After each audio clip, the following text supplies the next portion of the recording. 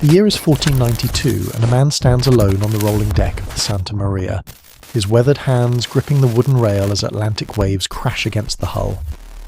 Christopher Columbus stares westward into an endless horizon, his eyes fixed on something no one else can see.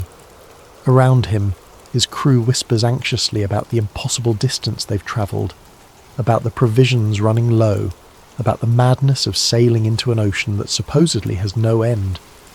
But Columbus remains unnaturally calm, almost serene, as if he's following an invisible map burned into his memory. He doesn't look like a man gambling his life on a mathematical theory.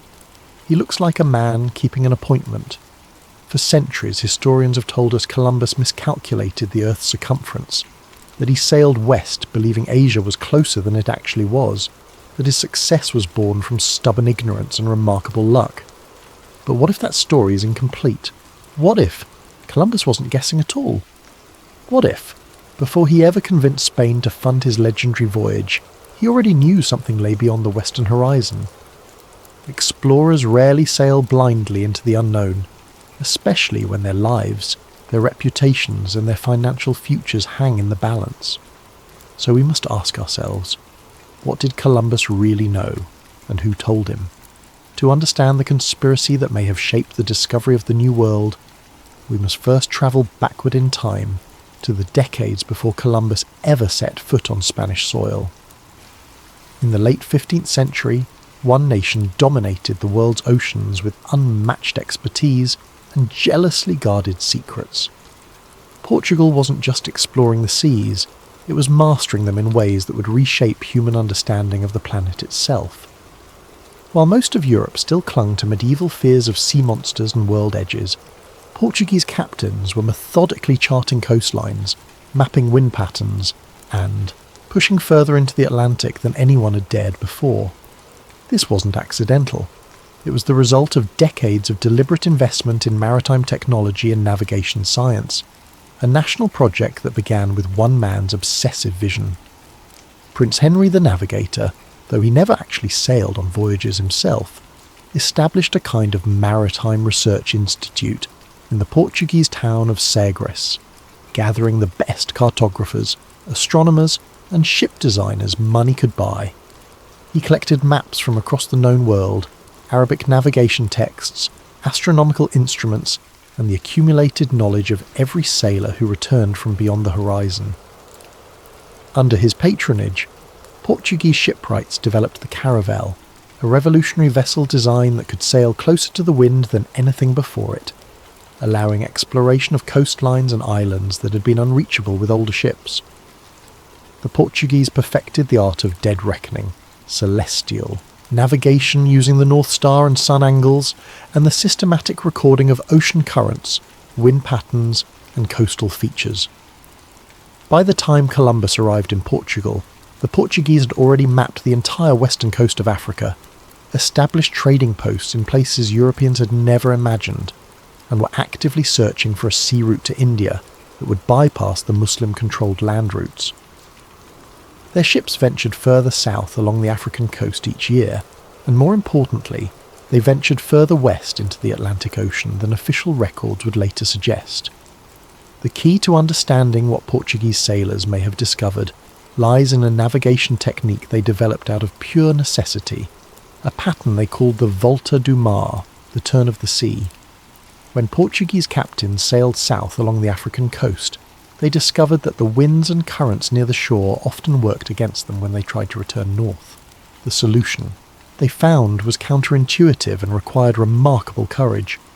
Instead of hugging the coastline, they would sail far out into the Atlantic Ocean, sometimes hundreds of miles from any known land, swinging in a great arc to catch the westerly winds that would carry them back to Portugal. This wasn't a casual day trip into open water.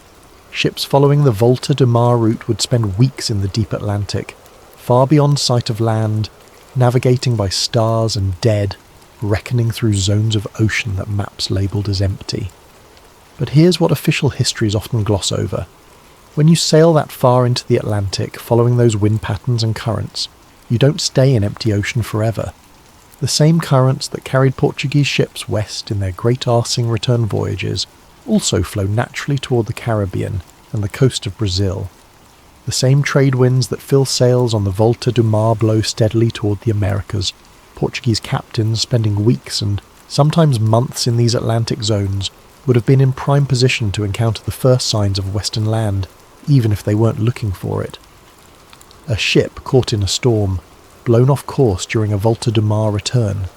A captain who pushed a little further west than usual, testing the boundaries of the wind system. An expedition that miscalculated and found itself much further from Africa than intended.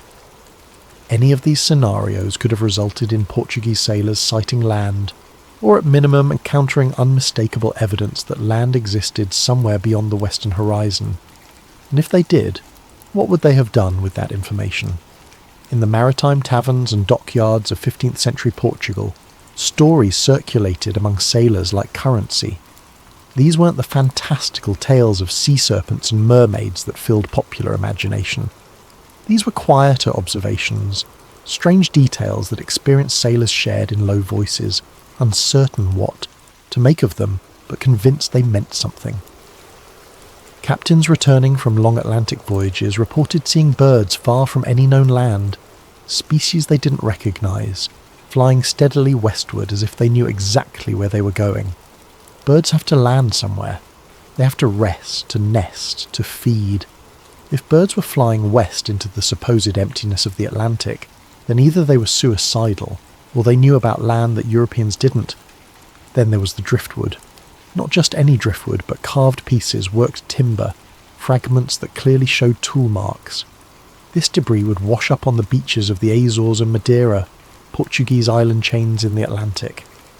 The wood types didn't match European or African species. The carving styles didn't match any known culture. If this wood was floating across the Atlantic, it had to originate somewhere, and that somewhere had to have people skilled enough to shape it. Sailors also reported strange vegetation, floating in certain Atlantic zones, great mats of seaweed and plant material unlike anything found near Europe or Africa. The Sargasso Sea, a region of the Atlantic where seaweed collects in vast floating meadows, became a source of particular speculation. What grew this vegetation? Where did it come from? Some captains claimed to have seen what looked like distant mountains on the western horizon during certain sunset conditions, shapes that appeared for moments before disappearing into haze and distance. Were these illusions, tricks of light on ocean swells, or genuine glimpses of land so far away that it lay beyond normal sailing range? The Portuguese monarchy took these reports seriously enough to sponsor expeditions specifically searching for rumoured Atlantic islands. They found some, the Azores, Madeira, the Cape Verde Islands. But the rumours always suggested there was more, something larger, further west, just beyond the reach of ships that weren't quite prepared for the distance.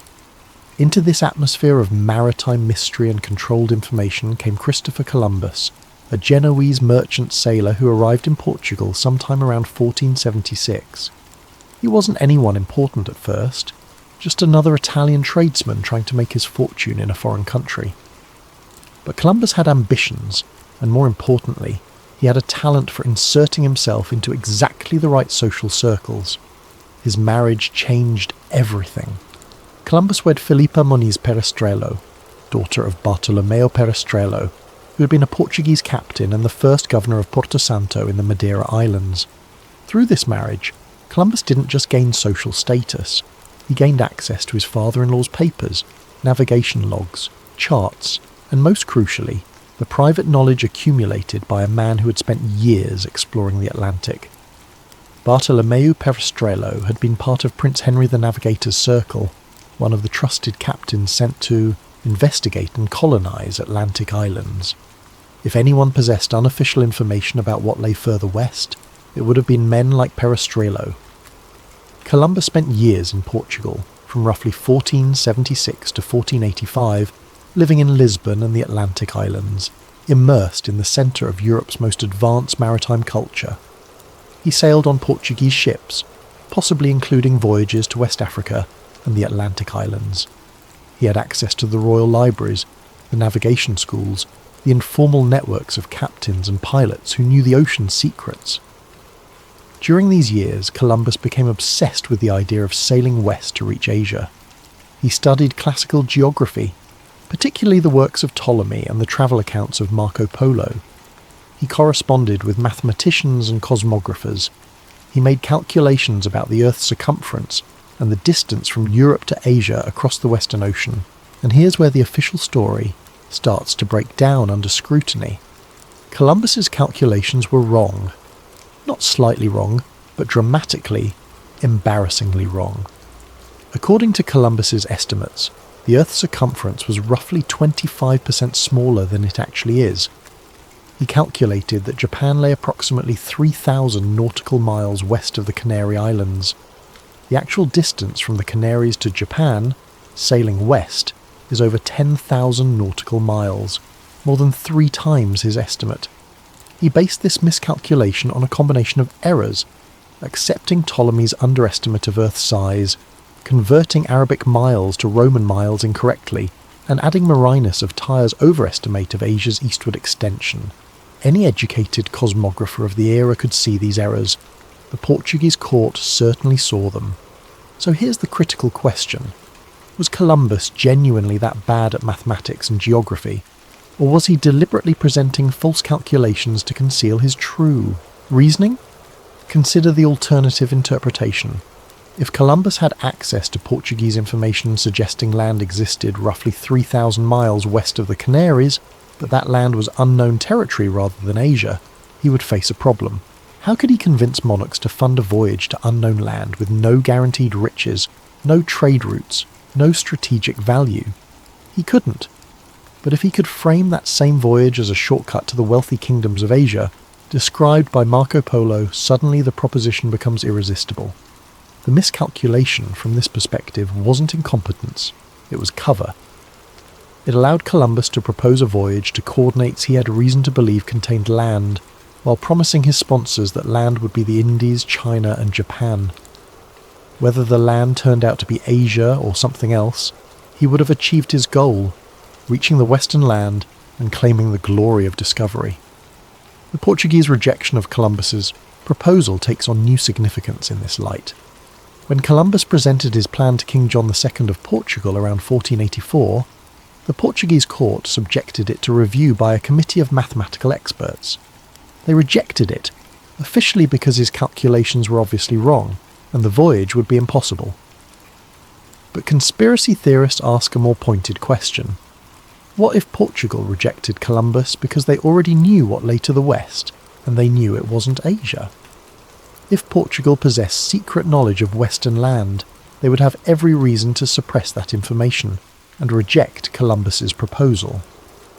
Portugal's power in the 15th century rested on their monopoly of maritime trade routes and exploration. They had spent decades and enormous resources mapping the African coast, searching for the sea route to India. If word got out that land existed to the west, especially land that might offer an alternative route to Asia, or valuable resources of its own, every maritime power in Europe would launch western expeditions. Portugal's carefully maintained advantage would evaporate overnight. From a strategic perspective, the smart play would be to keep western discoveries classified, discourage other nations from western exploration by supporting the traditional view that the Western Ocean was impossibly vast, and quietly maintain the option of claiming those western lands when the political situation made it advantageous. Columbus's proposal would have been a nightmare for this strategy. Here was a foreigner armed with suspiciously confident plans to sail west, proposing to do so under Portuguese flag. If he succeeded and found land, the secret would be exposed. If he failed and died, Portugal would face criticism for wasting resources on a doomed venture. The safest option was to reject him and hope he gave up. But Columbus didn't give up. He took his proposal to Spain. Spain in the late 15th century was a nation in transition, newly unified through the marriage of Queen Isabella of Castile and King Ferdinand of Aragon, fresh from completing the Reconquista by conquering the last Muslim kingdom in Iberia. Spain had ambitions to match Portugal's maritime empire, but lacked Portugal's head start in navigation and exploration. When Columbus approached the Spanish court in 1486, he was offering them something irresistible: a chance to leapfrog Portugal's decades of African coastal exploration and strike directly at the riches of Asia. The Spanish monarchs were interested but cautious. They subjected Columbus's proposal to their own committee review, which also determined his calculations were wrong. But unlike Portugal, Spain was willing to gamble.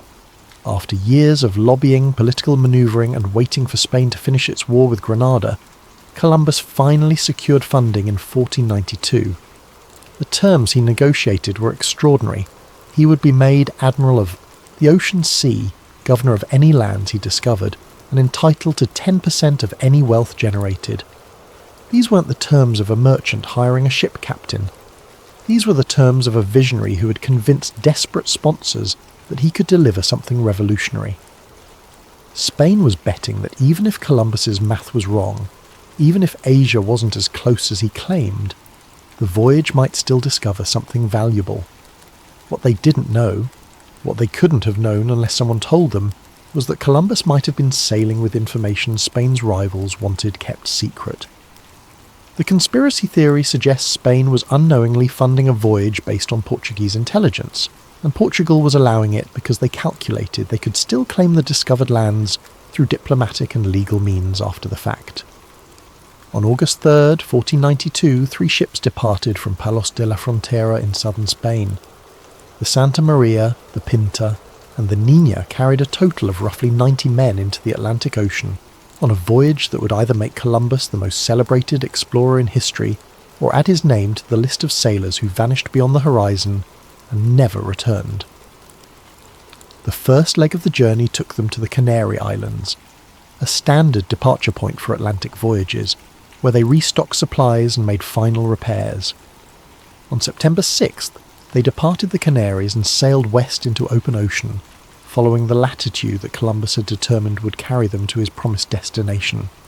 The crossing should have been terrifying for the crew. These were experienced sailors, but experience taught them that land was precious and ocean was dangerous. Every day that passed without sight of shore was another day further from safety, further from any chance of rescue if something went wrong, deeper into an ocean that might have no western boundary at all. As the days stretched into weeks, the crew's anxiety grew into fear, then into near mutiny. They had sailed further west than any voyage they knew of. The provisions were holding, but the psychological weight of the endless ocean was crushing their morale. But Columbus remained calm. Not just calm, but confident in a way that seemed to baffle his officers. He reassured the crew that land was near, that they were on course, that everything was proceeding according to plan. He kept 2 logs of the journey, one accurate record for himself and one falsified record that underreported their westward distance to keep the crew from panicking about how far from Spain they had travelled. This deception is documented historical fact. The question is, why was he so certain his reassurances weren't lies? If Columbus was sailing blind, gambling on bad mathematics and hope, his confidence makes no sense. A man betting his life on a wild theory doesn't act serene while his crew threatens mutiny. A man who miscalculated by thousands of miles doesn't calmly promise that land is just ahead. But a man who has reason to believe land exists at approximately the distance he's travelled, a man who is following intelligence rather than theory, might act exactly as Columbus did. He would expect to find land. He would know roughly when to expect it based on the distances reported in Portuguese rumours or charts. He would project confidence because, from his perspective, he wasn't hoping for land. He was travelling toward land he had reason to believe existed. On October 12th, 1492, 36 days after leaving the Canary Islands, the lookout on the Pinta spotted land. The expedition had reached the Bahamas, making landfall on an island Columbus named San Salvador. The crew's terror transformed into jubilation. Columbus had done the impossible. He had crossed the ocean sea and found land, precisely as he had promised. But here's what often gets lost in the celebration of that moment. Columbus immediately insisted that the land they found was Asia. Not just vaguely Asian, but specifically the outer islands of the Indies, the archipelagos that Marco Polo had described as lying off the coast of China. He spent weeks exploring the Caribbean islands, searching for the great cities, the Khan's palaces, the vast wealth of the Orient. He interrogated the indigenous Taino people, asking through gestures and broken communication about gold, about powerful kingdoms, about anything that would confirm his claimed destination. The islands didn't match Marco Polo's descriptions. The people didn't look like Polo's Asians. There were no cities, no Chinese merchants, no spice markets. But Columbus insisted, in his logs and his reports back to Spain, that he had reached the outer edges of Asia, and that the mainland with its riches lay just beyond. The conspiracy theory offers an explanation for this strange insistence. Columbus knew he hadn't reached Asia.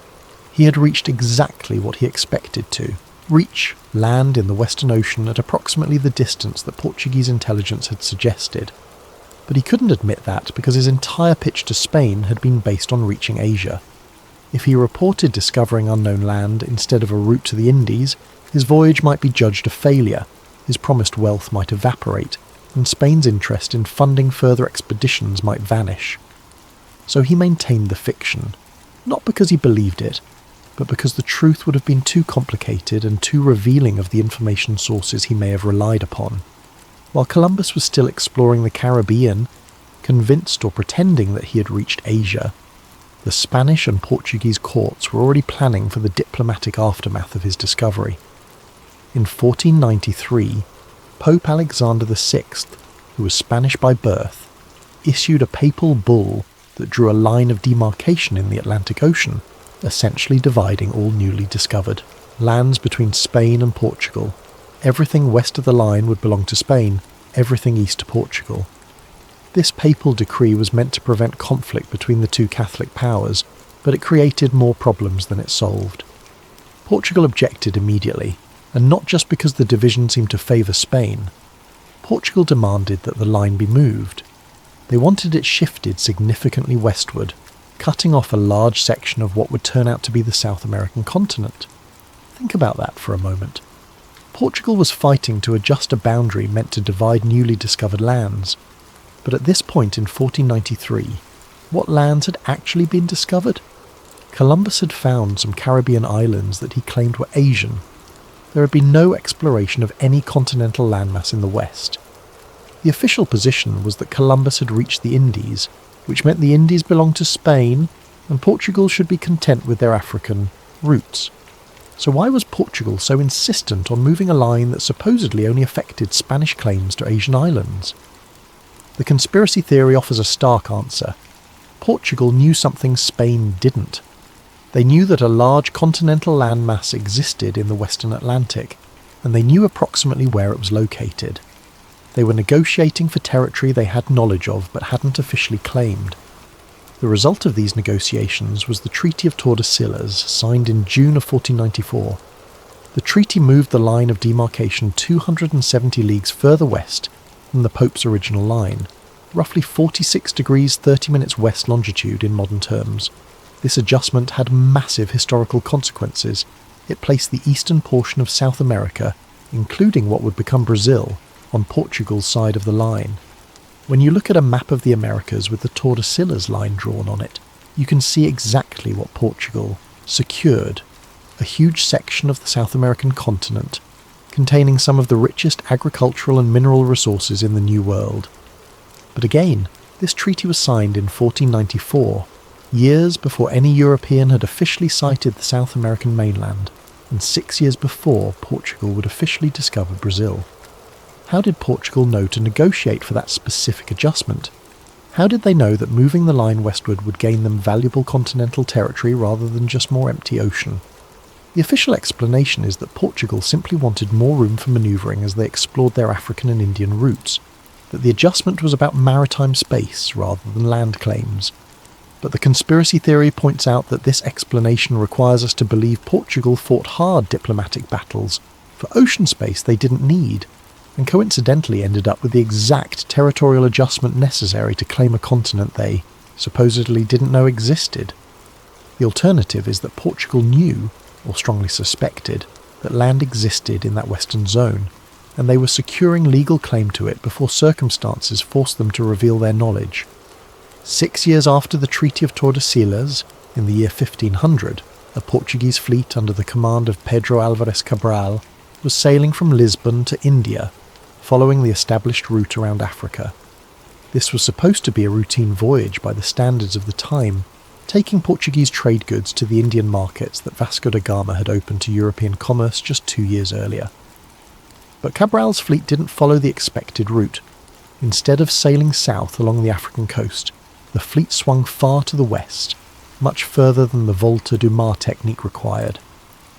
On April 22nd, 1500, Cabral's lookout spotted land.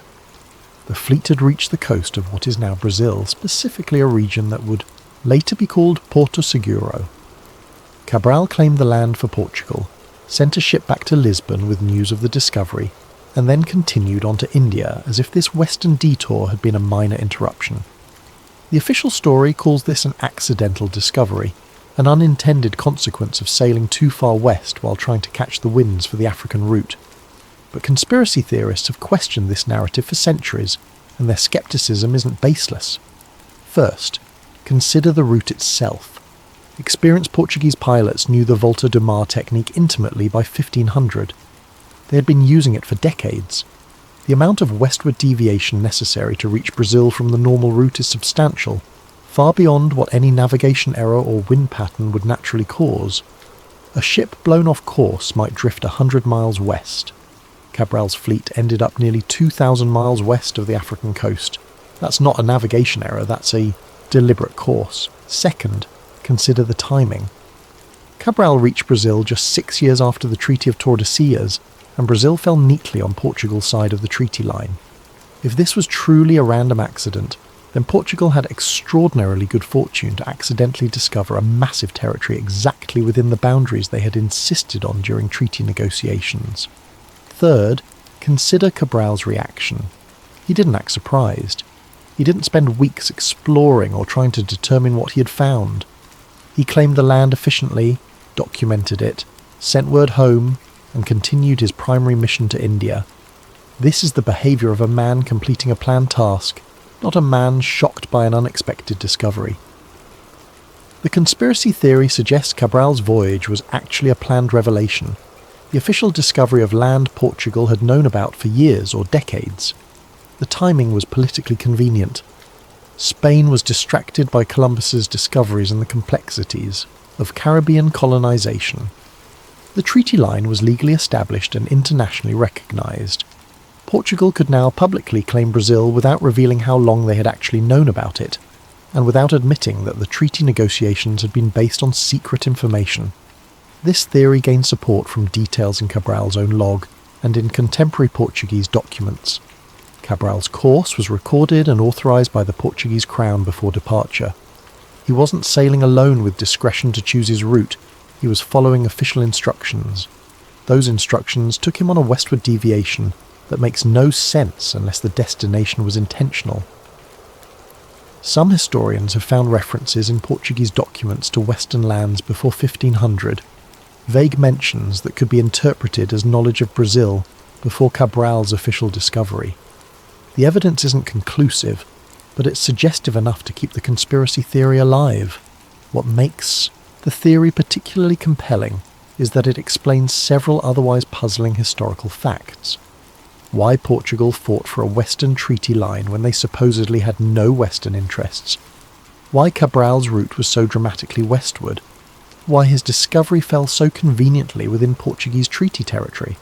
And why Portugal moved so quickly to colonise Brazil despite having limited resources and extensive commitments in Africa and Asia. If Brazil was a genuine surprise, Portugal should have been overwhelmed by the sudden addition of a continental territory to their colonial portfolio. Instead, they acted like they had been planning for it. Behind these questions of treaties and voyages lies a darker possibility, that the age of discovery wasn't really about discovery at all, but about the carefully managed revelation of information that powerful interests wanted to control. In the 15th and 16th centuries, maritime knowledge was perhaps the most valuable strategic asset a nation could possess. A map showing a new coastline, a chart documenting reliable wind patterns, a log describing a safe harbour. These weren't just navigation tools, They were state secrets that could determine which nations would become wealthy empires and which would remain secondary powers. Both Spain and Portugal understood this principle and acted on it ruthlessly. They established policies requiring all ship captains to submit their charts and logs to royal authorities upon returning from voyages. They prosecuted sailors who shared navigation information with foreign powers. They published false maps to mislead rivals about their discoveries. The famous Padrón Real, the master map maintained by the Spanish crown, was kept under guard and updated only with officially approved information. Portugal maintained similar secrecy, perhaps even more extreme. Portuguese maritime archives from the 15th century contain suspicious gaps, periods where one would expect extensive documentation but finds almost nothing. Some historians believe Portugal deliberately destroyed records, burning logs and charts that contained information they wanted suppressed. The question is, what were they hiding? The standard answer is that they were hiding the details of their African coastal explorations and their route to India, protecting their spice trade monopoly from European competitors. But the conspiracy theory suggests they might also have been hiding evidence of Western exploration, Atlantic discoveries that predated Columbus and Cabral, knowledge that would have undermined their diplomatic positions and revealed the true extent of their maritime intelligence network. Consider what such suppression would require. Every captain who saw Western land would need to understand that reporting it officially was forbidden. Every pilot who charted Western coastlines would need to keep separate records, one set for official submission and one set for secret archives. Every sailor who witnessed these discoveries would need to remain silent or face severe punishment. This level of coordinated secrecy seems impossible, but history shows us it can be done when the stakes are high enough. The Manhattan Project during World War II involved thousands of people building atomic bombs at secret facilities across America, and the secret held until the bombs were used. The Allied deception operations before D-Day convinced the Germans that the Normandy invasion would occur at a different location, a lie maintained across thousands of military personnel and false intelligence reports. Compared to these modern examples, keeping 15th century maritime secrets might have been relatively simple. The number of people who needed to know the full truth was small. A few dozen trusted captains, the royal cartographers, key court advisors. The rest of the participants, ordinary sailors and soldiers, would only see fragments of the bigger picture and could be kept in line through a combination of loyalty, fear, and monetary reward. Portugal had every tool necessary to maintain such a secret. A small, centralised government directly involved in maritime affairs, a culture of exploration where following orders and keeping confidences was already expected, financial incentives to reward cooperation, and legal authority to punish betrayal. If they decided that knowledge of Western land needed to remain classified until the political situation made revelation advantageous, they could have maintained that secrecy for decades. The evidence for this conspiracy necessarily remained circumstantial, because direct proof would be exactly the kind of documentation that Portugal would have destroyed. But the circumstantial evidence creates a pattern that's difficult to dismiss. There are the Portuguese navigation techniques that would naturally lead to Western sightings. There are the maritime rumours that circulated before Columbus, stories of strange birds and driftwood and distant glimpses of land. There's Columbus himself, a man with deep Portuguese connections who proposed a voyage with suspiciously specific coordinates, despite impossibly wrong calculations. There's the Treaty of Tordesillas, negotiated to divide lands that supposedly hadn't been discovered yet, with Portugal insisting on boundaries that just happened to perfectly encompass Brazil. There's Cabral's convenient discovery just years after the treaty, his westward deviation far beyond what navigation to India required, his efficient claim and departure behaviour that suggested a planned objective rather than a surprise encounter. And perhaps most tellingly, there's Portugal's immediate commitment to colonising Brazil despite the territory offering no obvious short-term benefit, and despite Portugal's resources being stretched thin by African and Asian ventures. A genuine surprise discovery of that magnitude should have caused hesitation, debate, assessment of costs versus benefits. Instead, Portugal moved on Brazil as if they had been preparing for exactly this moment. When you arrange these facts chronologically and geographically, they suggest a coordinated strategy, suppress early knowledge of Western land, allow a foreign explorer to make a public discovery under a rival's flag, negotiate a treaty that legally secures the most valuable Western territory, and then officially discover that territory once the legal framework is in place. If this was Portugal's strategy, it was brilliant. They avoided the costs and risks of being the first to publicly reveal the New World. They let Spain absorb the initial uncertainties and expenditures of Caribbean exploration, and they secured the single largest and most valuable continuous territory in South America through diplomatic means rather than military conquest. Spain ended up with vast American territories, but also with vast expenses, complex colonial administration, and the burden of maintaining control over dispersed island chains and distant mainlands. Portugal got Brazil, a coherent continental territory that would eventually become one of the richest colonies in the world. Columbus himself remains the most enigmatic figure in this potential conspiracy. If he was truly sailing with Portuguese intelligence, why did he approach Spain instead of insisting that Portugal fund him? One possibility is that Portugal refused him precisely because they wanted deniability. If Columbus sailed under Portuguese flag and discovered Western land, everyone would assume Portugal had known about it all along, which would undermine their diplomatic position and invite competition. But if Columbus sailed under Spanish flag, Portugal could maintain plausible deniability about prior knowledge, while still benefiting from the discovery through the treaty they knew they could negotiate. Columbus might have understood this calculation and accepted it, knowing that Spanish funding was his only path to actually making the voyage, and that his fame and fortune would come from the discovery itself regardless of which flag he sailed under. Another possibility is that Columbus was genuinely in the dark about Portugal's fuller knowledge, that he had access to enough fragmentary information through his Portuguese connections to believe land existed, but didn't understand that he was part of a larger strategic game. From this perspective, Columbus was a useful pawn who genuinely believed in his Asian destination theory, whose miscalculations were sincere errors, and whose success was the result of following partial intelligence that he misinterpreted. Portugal could have deliberately leaked certain information into maritime circles, knowing that ambitious sailors like Columbus might pick it up and act on it, creating the perfect scenario for officially discovering Western lands under foreign auspices. The truth about Columbus's knowledge and motivations probably died with him. His later writings show increasing bitterness about how Spain treated him, how his promised titles and wealth were gradually stripped away, how other explorers claimed credit for discoveries in territories he believed he had opened. He died in 1506, still officially maintaining that he had reached Asia, still insisting that Cuba was part of the Asian mainland despite growing evidence to the contrary. Was this stubborn delusion, cynical deception to protect his legacy, or faithful maintenance of a cover story he had committed to decades earlier? We can only speculate. In the centuries since, researchers have periodically investigated the conspiracy theory, looking for the smoking gun evidence that would prove Portugal knew about the Americas before Columbus. Some have searched Portuguese archives for the suppressed charts and logs that the theory predicts must have existed. These searches have found tantalizing hints, but nothing definitive. There are gaps in the archives where documents should exist but don't. There are references in some surviving documents to materials that have since disappeared. There are maps from the early 1500s that show American coastlines with suspicious accuracy for territories that had supposedly been explored only briefly.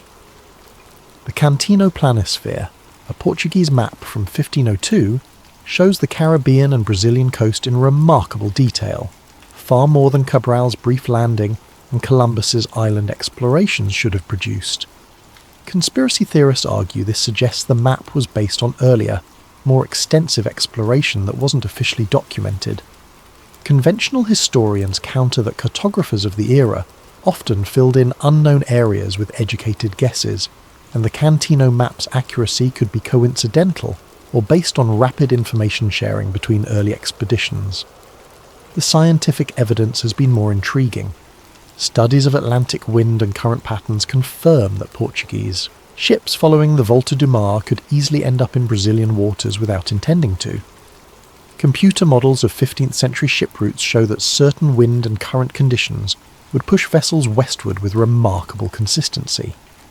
This proves the conspiracy theory's claim that accidental discovery was possible, but it doesn't prove that it actually happened before the official dates.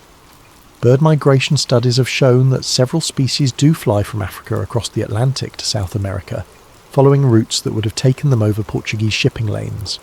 The strange birds that sailors reported could have been actual migratory species, which means observers who noted them flying westward were witnessing genuine evidence of western land, even if they didn't understand what they were seeing.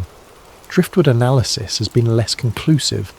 While it's true that timber and vegetation from the Americas could drift across the Atlantic given enough time and the right currents, dating such artefacts to prove they reached European hands before 1492 has proven difficult. The evidence exists, but it's not definitive enough to override the mainstream historical narrative. What would it mean if the conspiracy theory is true? If Portugal did possess knowledge of the Americas before Columbus? If the Treaty of Tordesillas was negotiated with secret information? If Cabral's discovery was a planned revelation rather than an accident, then the story we tell about the Age of Discovery changes fundamentally. It stops being a tale of brave explorers venturing into the unknown and becomes instead a story of information warfare, strategic deception, and carefully managed revelation. It means that one of history's greatest adventures was actually a bureaucratic operation, that the romance of discovery was cover for calculated geopolitics, and that the explorers we celebrate as visionaries were possibly pawns or participants in a scheme much larger than their individual voyages. This interpretation doesn't diminish the genuine courage required to cross the Atlantic in 15th century ships, or the real dangers that sailors faced, or the enormous consequences that followed from European contact with the Americas. But it does shift our understanding of who knew what and when, and it highlights how history is often written to serve the interests of those in power, rather than to reveal the complete truth. If powerful nations in the 15th century could keep secrets about entire continents, if they could manipulate the historical record to serve their strategic interests, then we must ask what other accepted narratives might be incomplete or deliberately misleading. The conspiracy theory about Columbus and Portugal isn't really about maps and ships and dates. It's about the nature of knowledge itself, about who gets to decide what information is shared and what remains hidden, about how the official story of any event is just one version among many possibilities, shaped by the people who had the power to control the narrative. The deeper we examine the Portuguese maritime system of the 15th century, the more we realise how perfectly positioned they were to discover and conceal knowledge of the Americas. The Portuguese court operated what amounted to a centralised intelligence network for maritime information. Every captain returning from a voyage was required to report to the Casa da Guiné, the royal house that managed African trade and exploration. There, royal cartographers would debrief the captains, extracting every detail about coastlines, currents, winds, depths, and any unusual sightings. This information was then incorporated into the master charts kept under royal control, but not all information made it into the official record. The Portuguese developed a sophisticated system of classification for maritime intelligence. Some discoveries were recorded in public documents that could be shared with allies or used for diplomatic purposes. Other discoveries were recorded only in secret charts that remained in restricted archives, and some discoveries, the most sensitive ones, may have been recorded only in the memories of trusted advisors, or destroyed entirely after the strategic value had been extracted. This system gave Portugal enormous flexibility in managing what the rest of Europe knew about oceanic exploration. They could reveal discoveries when it served their interests and conceal discoveries when revelation would have invited competition or complicated diplomatic situations. The infrastructure for such a conspiracy wasn't just possible in 15th century Portugal, it was already in place and functioning for the documented purpose of protecting trade secrets. Extending that system to conceal knowledge of Western lands would have required no new mechanisms, just a decision to classify certain Atlantic discoveries at the highest level of secrecy. Consider also the economic incentives that would have motivated such secrecy. Portugal in the late 15th century was heavily invested in the African route to India. They had spent decades mapping the African coast, establishing trading posts, negotiating with African kingdoms, and searching for the passage around the southern tip of Africa that would give them access to the Indian Ocean. The Crown had poured enormous resources into this enterprise, and by the 1480s they were close to success. Vasco da Gama would finally reach India via the African route in 1498, opening the spice trade that would make Portugal wealthy beyond imagination. Now imagine that Portuguese sailors had discovered Western land in the 1470s or early 1480s before the African route was secured. What would the rational response have been? Publicly announcing the Western discovery would have immediately diverted attention and resources away from the African venture. Every maritime power in Europe would have launched Western expeditions, creating a rush for new territories and potentially disrupting the careful diplomatic framework Portugal had built for its African operations. Rival powers might have beaten Portugal to the Indian Ocean while Portugal was distracted by Western colonization. From a strategic perspective, the smart play would have been to classify the Western discovery, continue pursuing the African route to its conclusion, and only reveal the Western lands once Portugal had secured its primary objective in the Indian Ocean, and established the legal framework to claim Western territory without military competition. This is exactly the pattern we see in the historical record. Portugal focuses exclusively on Africa and India until Vasco da Gama's successful voyage in 1498, then suddenly shifts attention to the Western Atlantic with Cabral's 1500 expedition. The timing suggests a coordinated strategy rather than a series of fortunate accidents. There's also the question of how Columbus funded his initial years in Spain while lobbying for his expedition. He arrived in Spain around 1486, essentially penniless, after Portugal rejected his proposal. Yet he managed to survive for 6 years while repeatedly petitioning the Spanish court, travelling between cities, maintaining a household, and supporting his children. Where did the money come from?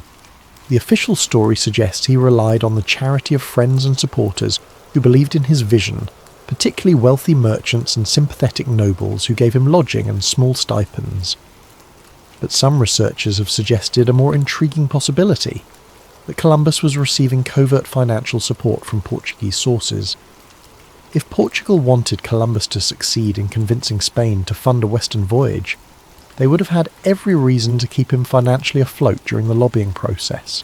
A few hundred ducats per year channeled through intermediaries would have been a trivial expense for the Portuguese crown, and it would have ensured that their preferred outcome, a Spanish-funded voyage using Portuguese intelligence, remained viable even as Columbus struggled to convince the Spanish monarchs.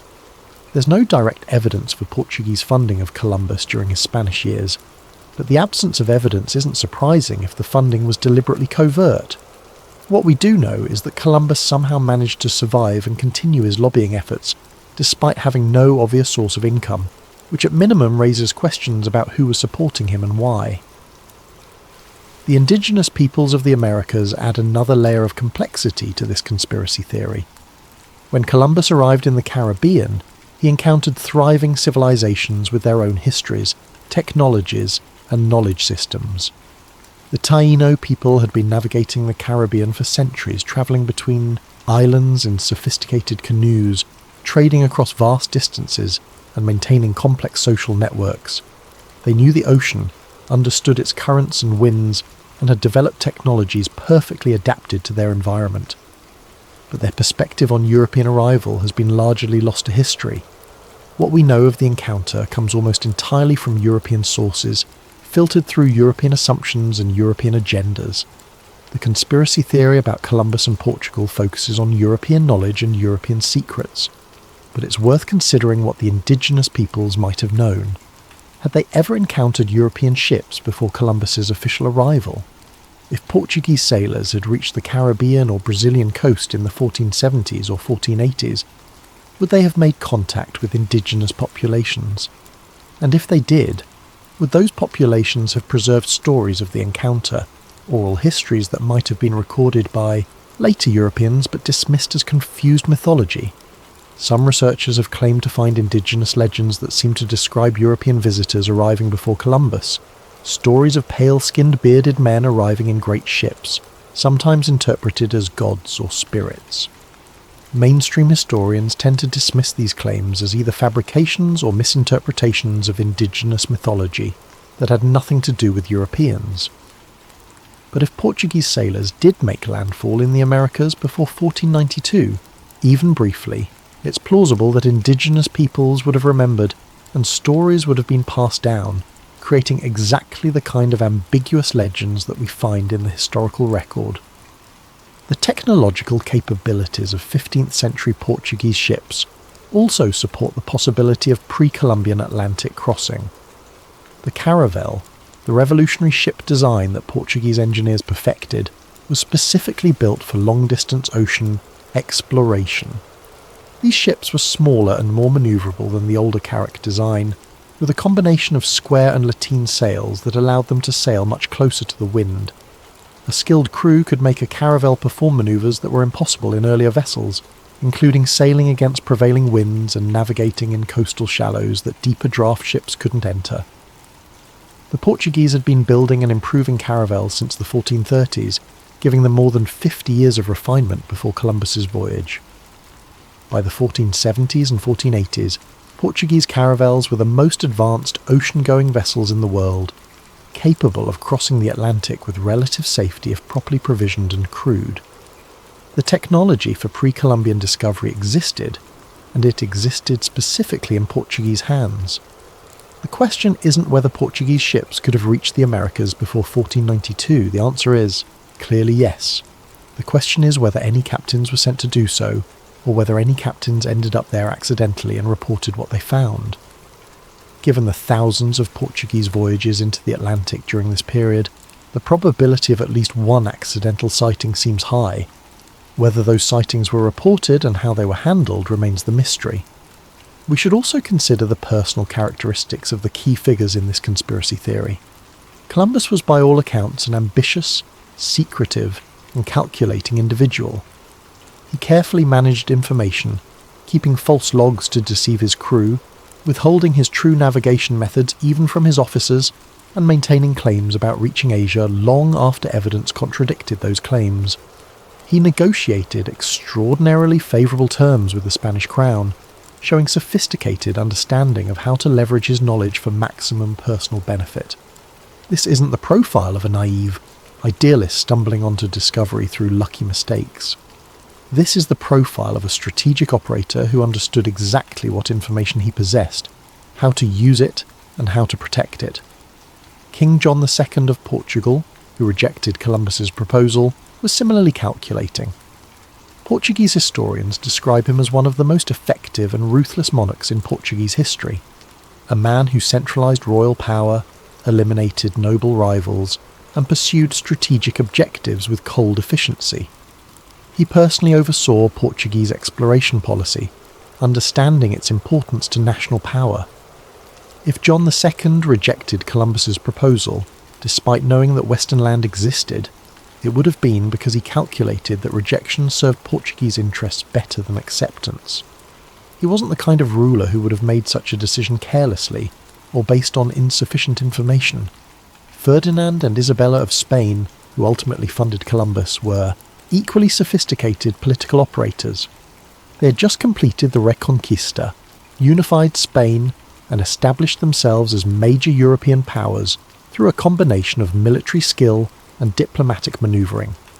When they decided to fund Columbus after years of hesitation, it wasn't because they suddenly believed his calculations were correct. It was because they decided the potential benefits outweighed the relatively modest cost, and because they may have suspected that Portugal's rejection was suspicious enough to warrant investigation. All of these were intelligent, informed, strategic thinkers operating in a high-stakes environment where information was power and deception was standard practice. The idea that they would have engaged in complex manoeuvres involving secret knowledge, strategic revelation, and calculated deception is entirely consistent with their documented characters and behaviours. The religious dimension of the Age of Discovery adds yet another layer of complexity to the conspiracy theory. The 15th century was a period of intense religious fervour in Catholic Europe.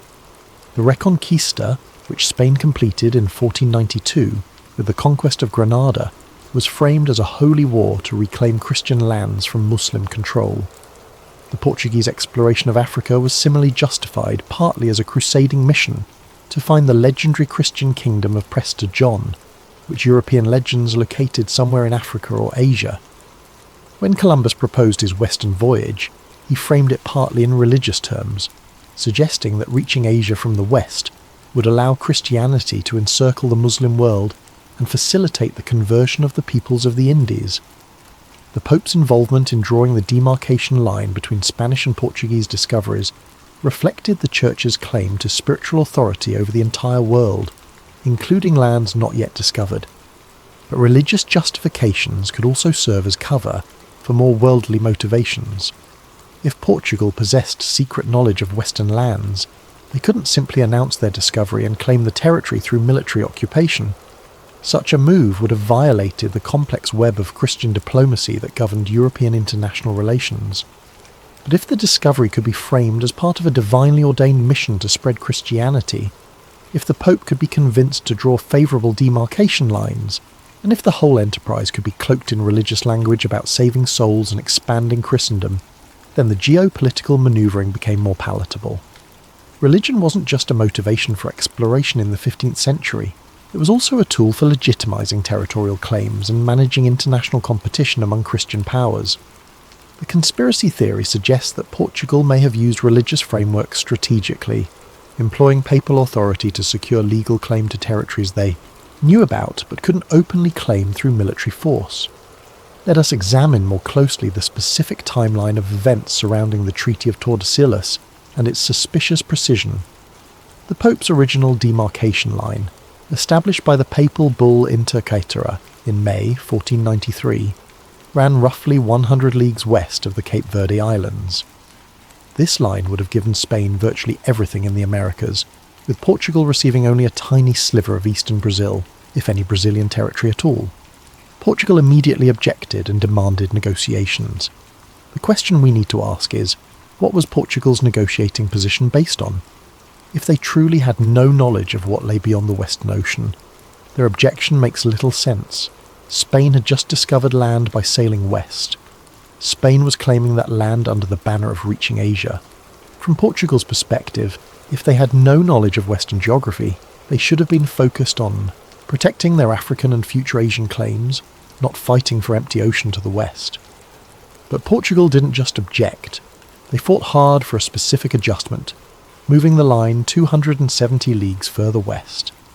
Not 50 leagues, not 100 leagues, but precisely 270 leagues. When you plot that line on a modern map, it runs almost exactly along the eastern bulge of South America, the section that includes the richest parts of Brazil. The precision is remarkable. If Portugal was simply demanding more ocean space, any westward adjustment should have satisfied them. But they pushed for a specific distance that just happened to capture the maximum Brazilian territory while minimising the ocean space they had to patrol and control. How did they know where to set that line unless they had information about where land existed? The conventional explanation is that Portugal got lucky, that they pushed for the maximum westward adjustment they thought they could negotiate, and coincidentally that adjustment captured Brazil. But coincidences of this magnitude should make us suspicious, especially when the parties involved were sophisticated political operators with access to the best geographical intelligence available. The Treaty of Tordesillas negotiations themselves reveal interesting details. The treaty was negotiated rapidly by historical standards, concluded in less than a year from the initial papal decree. Both parties had clear objectives and specific demands. The Spanish wanted to protect their Caribbean discoveries and future Western explorations.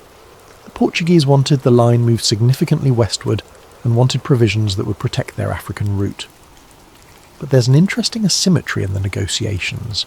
Spain was negotiating based on actual discoveries Columbus had made. They had concrete information, islands at specific latitudes, indigenous peoples, resources, territorial claims that needed protection. Portugal was negotiating based on what? If they had no Western discoveries to protect, what exactly were they protecting? The treaty text itself provides some hints. The Portuguese negotiators insisted on language that would give them not just the ocean space west of the new line, but any lands that might be discovered in that space. They wanted explicit confirmation that discovery rights in the western zone assigned to them would belong exclusively to Portugal, This suggests they anticipated finding land. But how could they anticipate that unless they had reason to believe land existed? The Spanish negotiators, interestingly, don't seem to have fought very hard against the westward adjustment. Some historians suggest this is because Spain was confident that all the valuable lands lay further west than the new line anyway, that they believed the real riches of Asia were much further west, and Portugal was welcome to empty ocean. But there's another possibility, that Spanish intelligence services had begun to suspect Portugal knew more than they were saying, and Spain calculated that accepting the treaty would establish legal precedents they could use later if Portuguese deception was revealed. By agreeing to the treaty, Spain locked in Portugal's claims and created a framework where any Portuguese discovery would have to be shared and verified, making it harder for Portugal to conceal further secrets. Now consider the 6-year gap between the Treaty of Tordesillas in 1494 and Cabral's discovery of Brazil in 1500. If Portugal truly didn't know about Brazil, this gap is just a historical accident, time that passed before they happened to send a fleet on a route that accidentally reached South America. But if Portugal did know about Brazil, the gap becomes strategic timing. Between 1494 and 1500, several important things happened. First, Vasco da Gama successfully reached India via the African route in 1498, securing Portugal's primary strategic objective. Second, Spain became increasingly committed to Caribbean colonization, investing resources and attention in their western territories. Third, the international community accepted the Treaty of Tordesillas as the legitimate framework for dividing new discoveries. By 1500, the conditions were perfect for Portugal to officially discover Brazil. They had achieved their main goal with India, they had legal cover through the treaty, and Spain was distracted by other matters. The timing wasn't accidental, it was optimal. Cabral's fleet in 1500 consisted of 13 ships carrying over 1,000 men, an enormous expedition by the standards of the time. This was Portugal's follow-up to Vasco da Gama's successful voyage to India, meant to establish Portuguese trade dominance in the Indian Ocean. The fleet included the best pilots and navigators Portugal possessed. These were men who knew the Atlantic intimately, who had sailed the Volta do Mar dozens of times, who could navigate to within a few miles of intended targets using only stars and dead reckoning. When Cabral's fleet swung westward and reached Brazil, covering nearly 2,000 miles of ocean beyond the normal sailing routes to India, we're supposed to believe this was an error, that the best navigators in Portugal somehow got massively lost on a route they had sailed many times before. The alternative explanation, that they sailed exactly where they intended to sail, seems far more consistent with their documented skills and the suspicious precision of their landfall. There's also evidence in the speed of Portuguese colonization efforts after Cabral's discovery. Brazil was not a high priority for most European powers in the early 1600s, because it lacked the obvious riches of Mexico and Peru. There was no gold immediately visible, no developed civilizations to conquer and exploit, no spices or silk. Brazil offered primarily timber, sugar-growing potential, and strategic location. Yet Portugal moved quickly to establish settlements and begin economic development. They sent follow-up expeditions within a few years of Cabral's landing. They began systematic coastal mapping. They established the factory system that would eventually produce enormous wealth from sugar plantations. This rapid, organised response suggests they had been planning for it, that they already understood Brazil's potential and had determined how to exploit it. If Brazil had truly been a surprise discovery of uncertain value, we would expect to see hesitation, debate about whether colonization was worth the investment, competition with the Indian Ocean trade for resources and attention. Instead, we see decisive action that suggests prior planning. The Portuguese crown granted enormous land grants in Brazil to private individuals and companies willing to colonize and develop the territory, a system they had tested in the Atlantic islands but now deployed on a continental scale. This degree of systematic planning requires time, careful thought, administrative preparation. It's difficult to believe all of this happened spontaneously in response to an accidental discovery.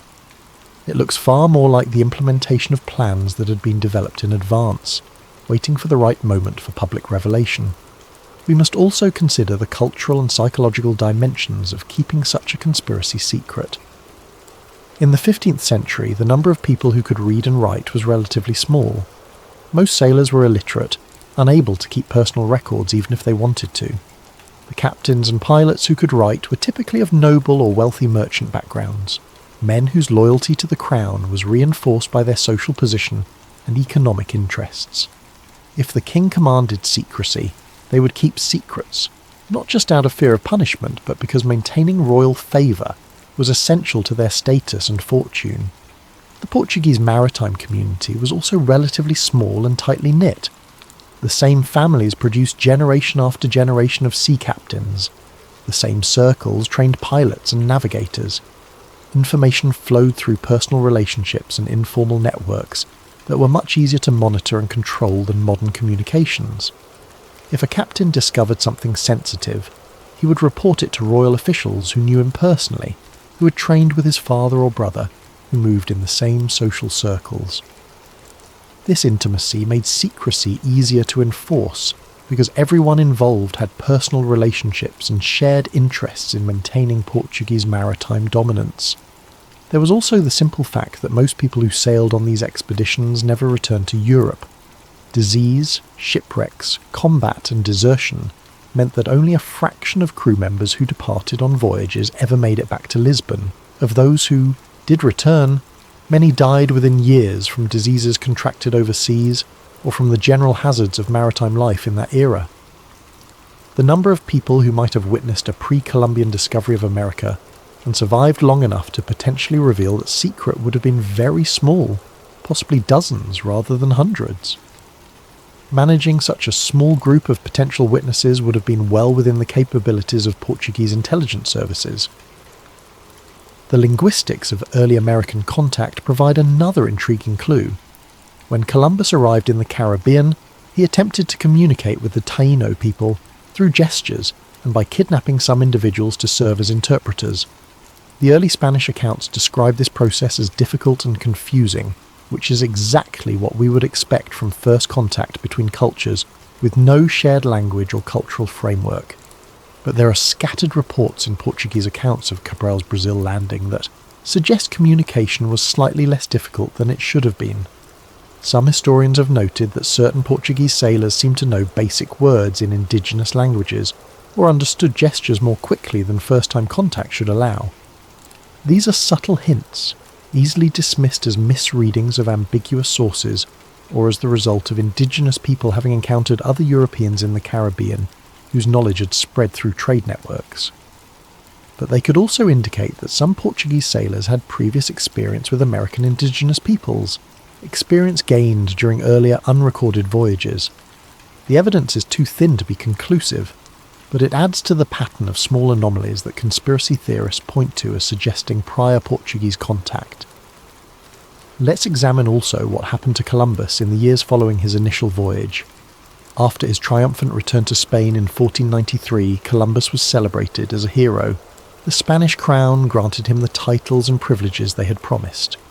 He was made Admiral of the Ocean Sea and Viceroy of the newly discovered lands. But over the subsequent years, Columbus's position gradually deteriorated. Subsequent voyages in 1493, 1498 and 1502 produced mixed results. He continued to insist he had reached Asia, even as evidence accumulated that these were entirely unknown lands.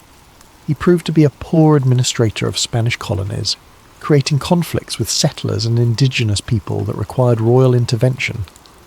By 1500, Columbus had been arrested by a royal commissioner and sent back to Spain in chains, though he was quickly released and pardoned. He spent his final years petitioning the crown to restore his privileges and honour his original contract, which promised him governorship and a share of profits from the lands he discovered. He died in 1506, partially rehabilitated, but bitter about his treatment. The conventional interpretation is that Columbus was a better explorer than administrator, that he lacked the political skills to manage a colonial enterprise, and that his stubborn insistence on having reached Asia made him seem increasingly delusional and difficult. But there's another possible interpretation, that Columbus knew too much, that Spanish authorities came to suspect he'd been sailing with Portuguese intelligence, and that his fall from grace was partly the result of Spanish concerns about his loyalties and the authenticity of his claims. If Spain discovered or suspected that Columbus had access to Portuguese secrets about Western lands, they would have reason to sideline him, to prevent him from revealing information that would embarrass the Spanish crown and potentially invalidate Spain's claims to the discovered territories. His persistent insistence that he had reached Asia becomes more understandable in this context, not as delusion, but as desperate maintenance of the cover story that justified his original voyage and protected him from accusations of deception. The question of what happened to the pre-Columbian Portuguese charts and logs, if they existed, leads us into the murky world of lost documents and suppressed archives. Historical records are fragile things. Fire, flood, war, and simple neglect have destroyed countless documents over the centuries. But sometimes documents are destroyed deliberately because they contain information that someone once suppressed. Portugal experienced several major archive disasters that could have destroyed evidence of pre-Columbian American discoveries. The most significant was the Lisbon earthquake of 1755, which destroyed much of the city, including royal archives and libraries. Fires, floods, and the chaos of Napoleonic invasions in the early 1800s caused further document losses. By the time modern historians began systematically studying Portuguese exploration records in the late 19th and 20th centuries, many 15th century documents had vanished. What survives is fragmentary, full of gaps and ambiguities. Conspiracy theorists argue that some of these gaps are too convenient, that documents which should exist don't, and that the pattern suggests deliberate culling of sensitive materials before the natural disasters that Portuguese authorities could later blame for the losses. Mainstream historians counter that document loss was normal and random, that we're reading patterns into noise, and that the absence of evidence isn't evidence of conspiracy. Both positions are reasonable, and without the documents themselves we can't determine which interpretation is correct. Modern technology has allowed researchers to investigate some aspects of the conspiracy theory using methods unavailable to earlier historians. Satellite analysis of ocean currents and wind patterns has confirmed that ships following the Volta de Mar route would indeed be pushed toward Brazil under certain seasonal conditions. Computer simulations of 15th century sailing routes, based on documented ship capabilities and known weather patterns, show that accidental landfall on the South American coast was not just possible, but actually probable if ships spent enough time in the deep Atlantic. This strengthens the conspiracy theory's foundational claim that Portuguese sailors could have reached America before Columbus, even accidentally. DNA studies of certain plant and animal species have shown unexpected genetic connections between African and American populations that predate the Columbian exchange, suggesting some biological transfer occurred before official European contact, possibly through natural drift or through unrecorded human contact. Archaeological investigations in Brazil have turned up a few artifacts that some researchers claim show European influence dating to before 1500, though these claims remain highly controversial, and most archaeologists reject them as misidentifications or contamination from later periods. None of this modern research proves the conspiracy theory, but it has gradually made the theory more plausible by demonstrating that the practical requirements for pre-Columbian contact were more easily satisfied than previously believed. Perhaps the most compelling argument for the conspiracy theory comes not from any specific piece of evidence, but from the overall pattern of Portuguese behaviour. Portugal in the 15th century was a nation built on maritime secrecy. Their entire economic model depended on maintaining information monopolies about trade routes, navigation techniques, and geographical discoveries. They had the infrastructure to keep secrets, the motivation to do so, and the documented history of successfully concealing strategically important information from European rivals for years or decades. When we look at how Portugal handled the African route to India, we see exactly this pattern. They explored and mapped for decades before publicly revealing the route. They prosecuted sailors who leaked information to foreigners. They published false maps to mislead competitors, and they used their information advantage to establish monopolies before rivals could compete. This is documented historical fact. The conspiracy theory about pre-Columbian American knowledge simply suggests that Portugal applied the same strategy to Western Atlantic discoveries, using the same tools and methods they provably used elsewhere.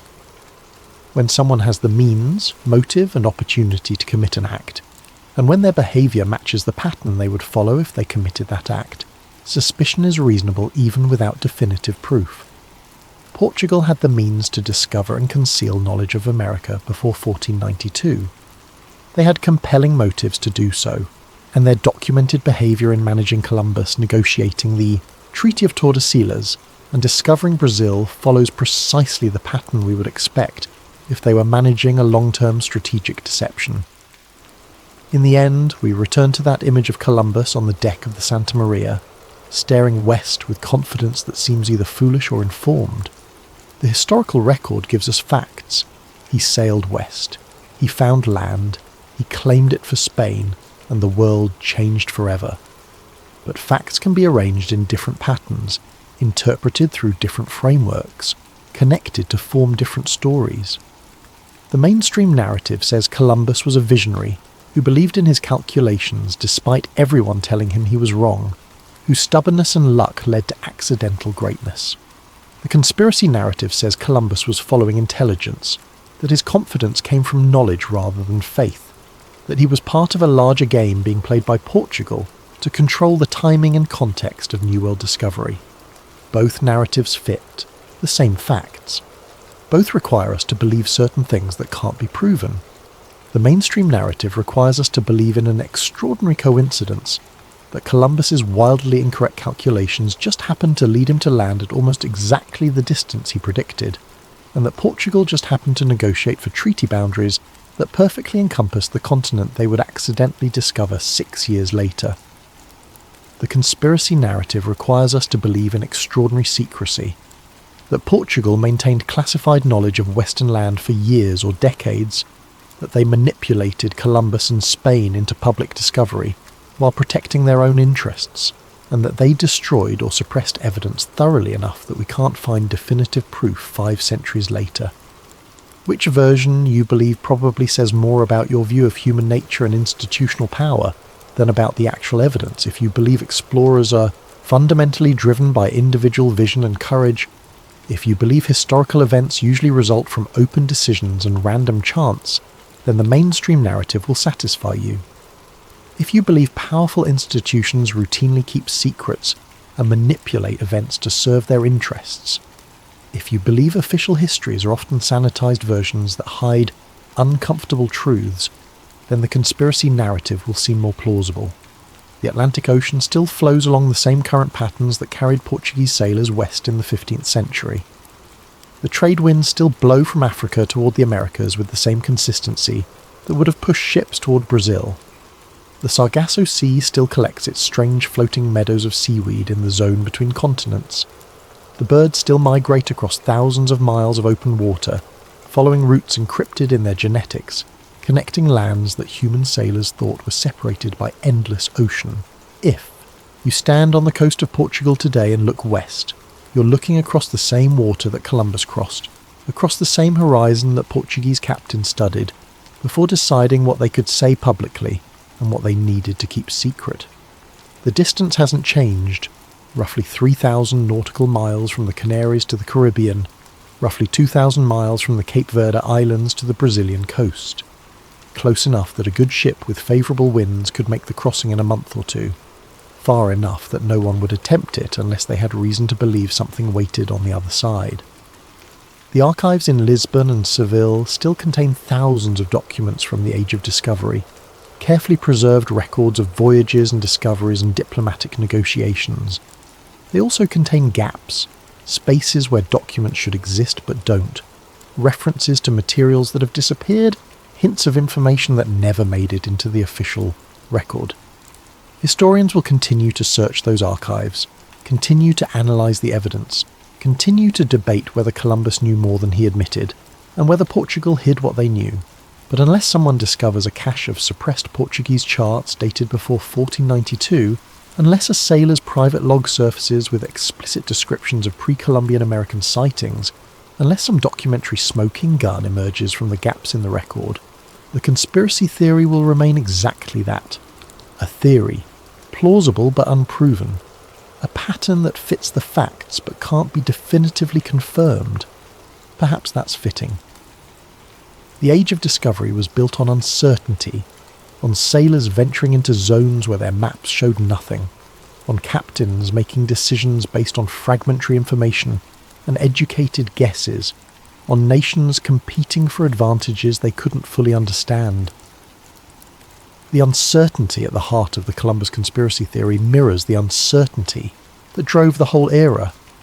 We want clear answers about who knew what and when, just as Columbus wanted clear answers about what lay beyond the western horizon.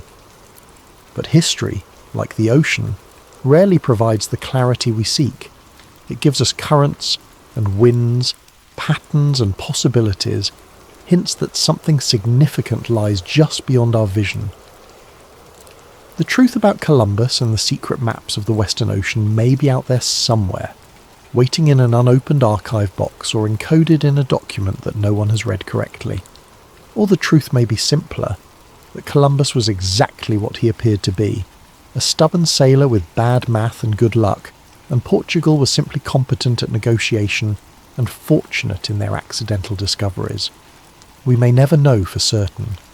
What we can know is that the official story of any historical event is never the complete story, that powerful interests always shape the narrative to serve their purposes, and that the distance between what happened and what we're told about what happened is sometimes as vast as the Atlantic Ocean itself. Columbus sailed west and found land. That much is certain. Everything else, his motives and knowledge, Portugal's secrets and strategies, the truth behind the treaties and the timing of discoveries, remains suspended in the fog of history, visible in glimpses but never completely clear, like those distant mountains that Portuguese sailors claimed to see on the western horizon. Shapes that appeared for moments before disappearing into haze and distance, promising something beyond but never quite confirming what that something was. The ocean keeps its secrets well, and perhaps we should accept that some mysteries are meant to remain mysteries, not because the truth doesn't exist, but because the truth is so deeply buried beneath centuries of political calculation and strategic deception that recovering it would require us to doubt everything we think we know about how history is made and recorded. Columbus knew something. Portugal knew something. The question is whether what they knew matches what they told us, or whether the real story went to the grave with the sailors who crossed that ocean and the monarchs who sent them, leaving us with only the official version, polished and simplified and incomplete. A map that shows the coastline but hides the currents that carried the ships. A narrative that celebrates the discovery but conceals the conspiracy that made it possible.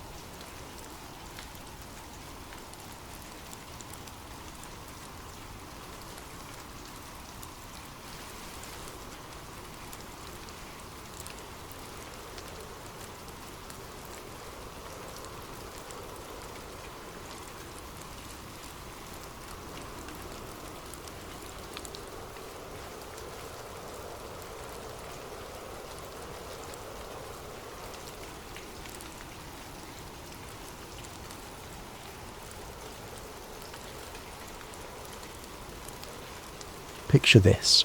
You're flying cargo over the Arctic Circle when your instruments go haywire. The aurora borealis dances above, but something's wrong. The lights pulse in patterns too perfect to be natural. Your cargo manifest says, environmental sensors, but the weight matches military hardware. Welcome to tonight's story, where the beautiful northern lights hide a weapons program so classified that even acknowledging its existence could land you in federal prison.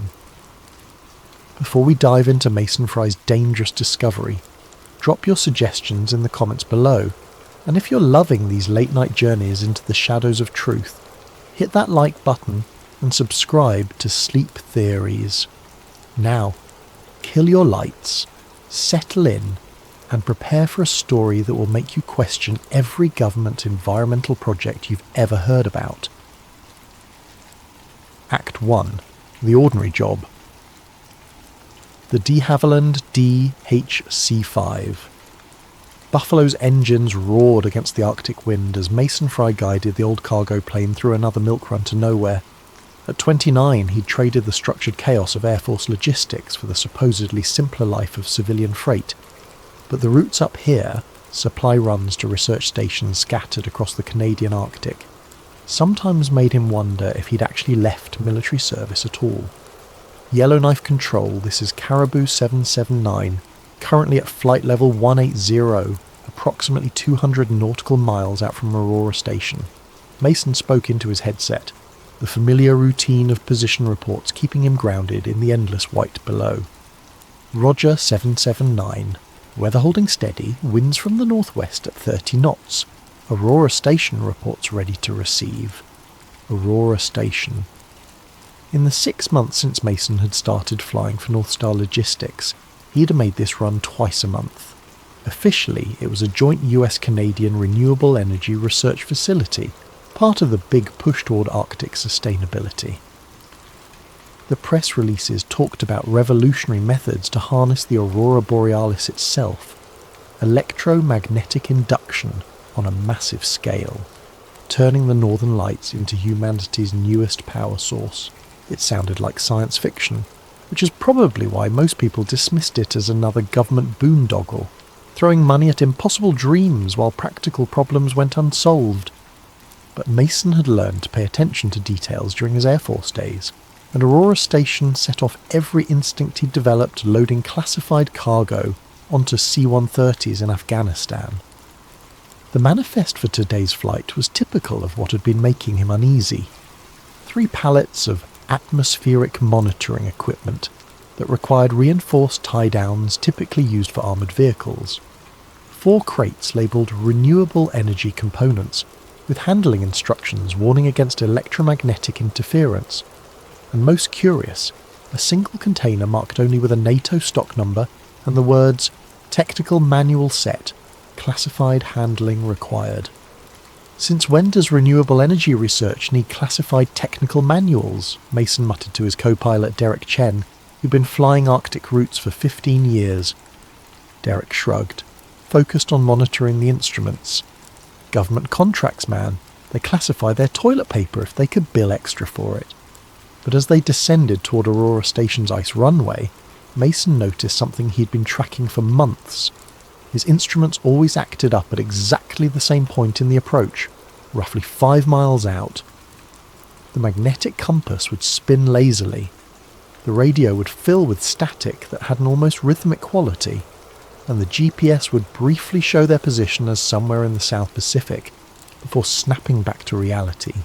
The station itself looked unremarkable from the air, a collection of prefab buildings connected by enclosed walkways, some communication towers, and what appeared to be a large solar panel array. But Mason had noticed things. The solar panels were angled wrong for optimal sun exposure at this latitude. The communication towers were too numerous and too varied for a simple research station. And then there were the tyre tracks. Heavy vehicle tracks led from the main cargo receiving area, not to the visible buildings, but to a low mound about 300 metres away. The tracks disappeared at the mound's base, suggesting an entrance hidden beneath the snow. Every delivery the tracks were fresh, but Mason had never seen the vehicles that made them. After landing and supervising the offload, the Aurora Station crew always insisted on handling the cargo themselves with their own equipment. Mason took his usual walk to stretch his legs while Derek handled the paperwork. The station personnel were friendly enough, but had the kind of studied casualness that reminded him of intelligence officers he'd encountered at forward operating bases. They answered questions without really saying anything, smiled without warmth, and always seemed to be watching even when looking away. This time Mason wandered closer to the mysterious mound. As he approached, he felt a vibration through his boots, a low-frequency hum that seemed to come from deep underground. His phone, which had been showing no signal, suddenly blazed to life with full bars before immediately dying. Its battery drained from 60% to 0 in seconds. "You should stick to the marked paths," a voice said behind him. Mason turned to find a woman in Aurora Station gear. her badge identifying her as Emily Reeves, Site Safety Coordinator. Permafrost out here can be unstable. Wouldn't want you falling into a crevasse. Mason looked at the flat, solid ground around them. Right, crevasses. Emily's smile was professional. The Arctic is full of hidden dangers, Mason. Best to stay where it's safe. That night, back in Yellowknife, Mason couldn't shake the feeling that Aurora Station was wrong in ways that went beyond suspicious cargo and hidden entrances. He'd been to legitimate research stations. Scientists were usually eager to talk about their work, proud to show off their equipment. Aurora Station's personnel acted like they were guarding state secrets, which Mason was beginning to suspect they were. He pulled out his laptop and began searching for information about Aurora Station. The official website was slick and professional, full of stock photos of wind turbines and solar panels, with vague descriptions of cutting-edge electromagnetic research and sustainable Arctic development. But when he dug deeper, things got interesting. The station had been established in 2019, but the land lease went back to 1987, originally designated for a communications research facility that was apparently never built.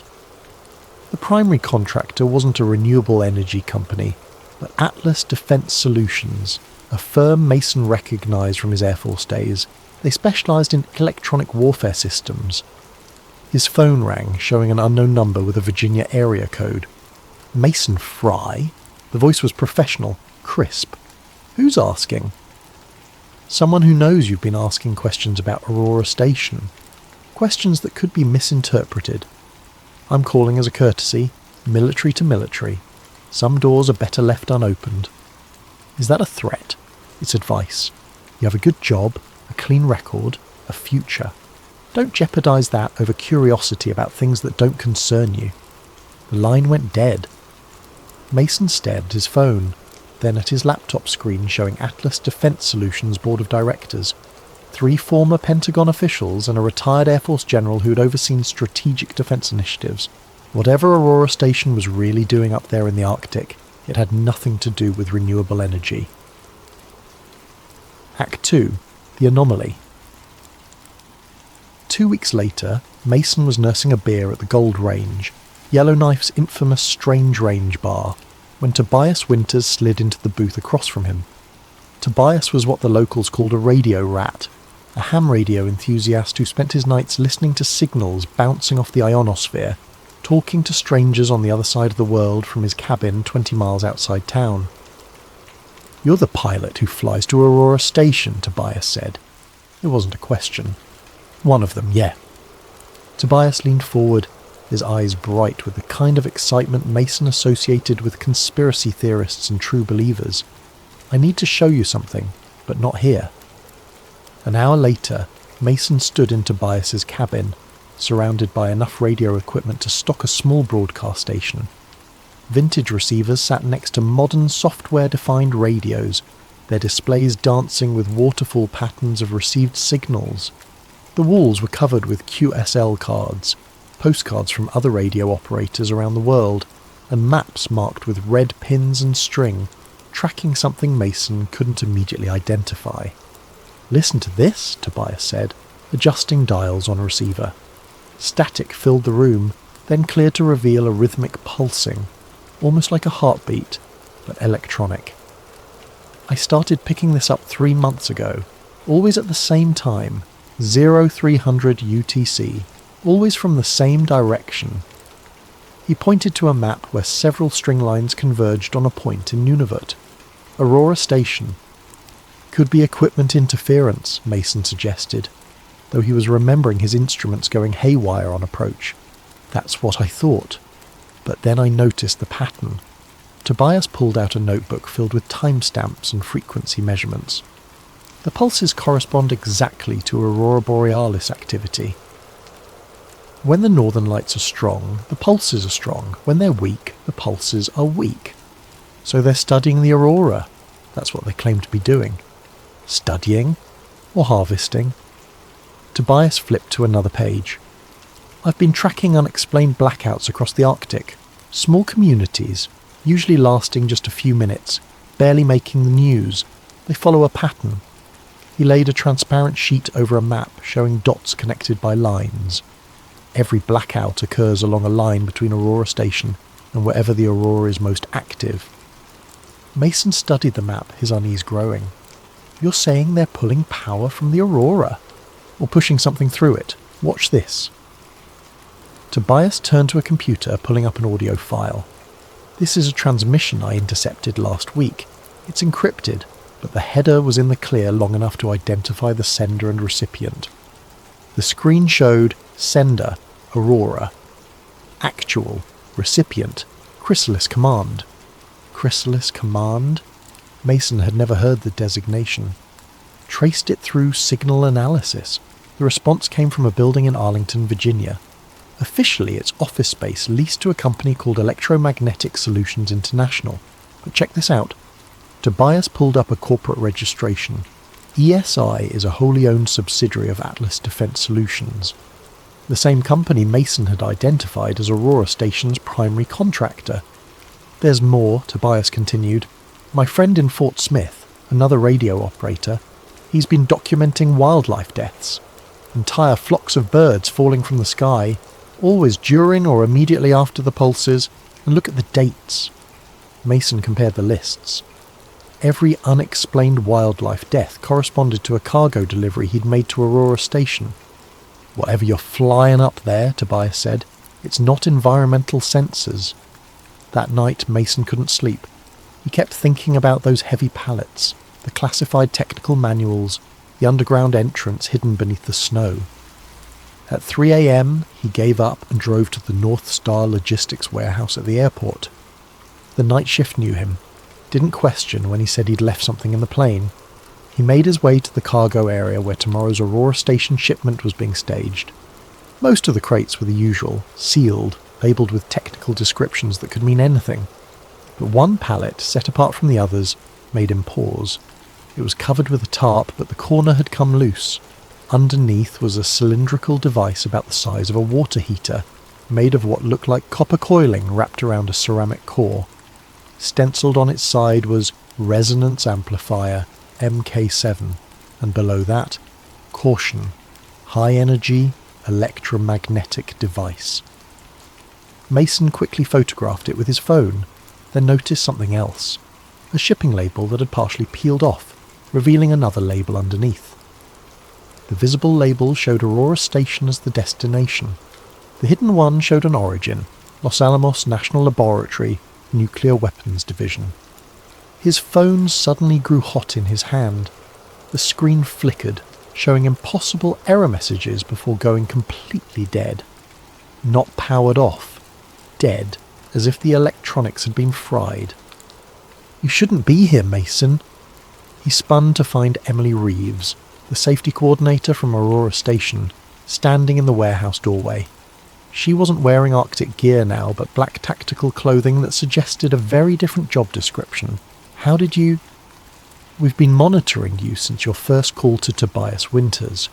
We know about his intercepts. We know about your research. And we know you just photographed classified defense equipment. So what now? You disappear me? Emily sighed. Despite what Hollywood would have you believe, we don't disappear curious civilians. Too messy, too many questions. But you put us in a difficult position. You've seen things you shouldn't have seen, connected dots that should have remained scattered.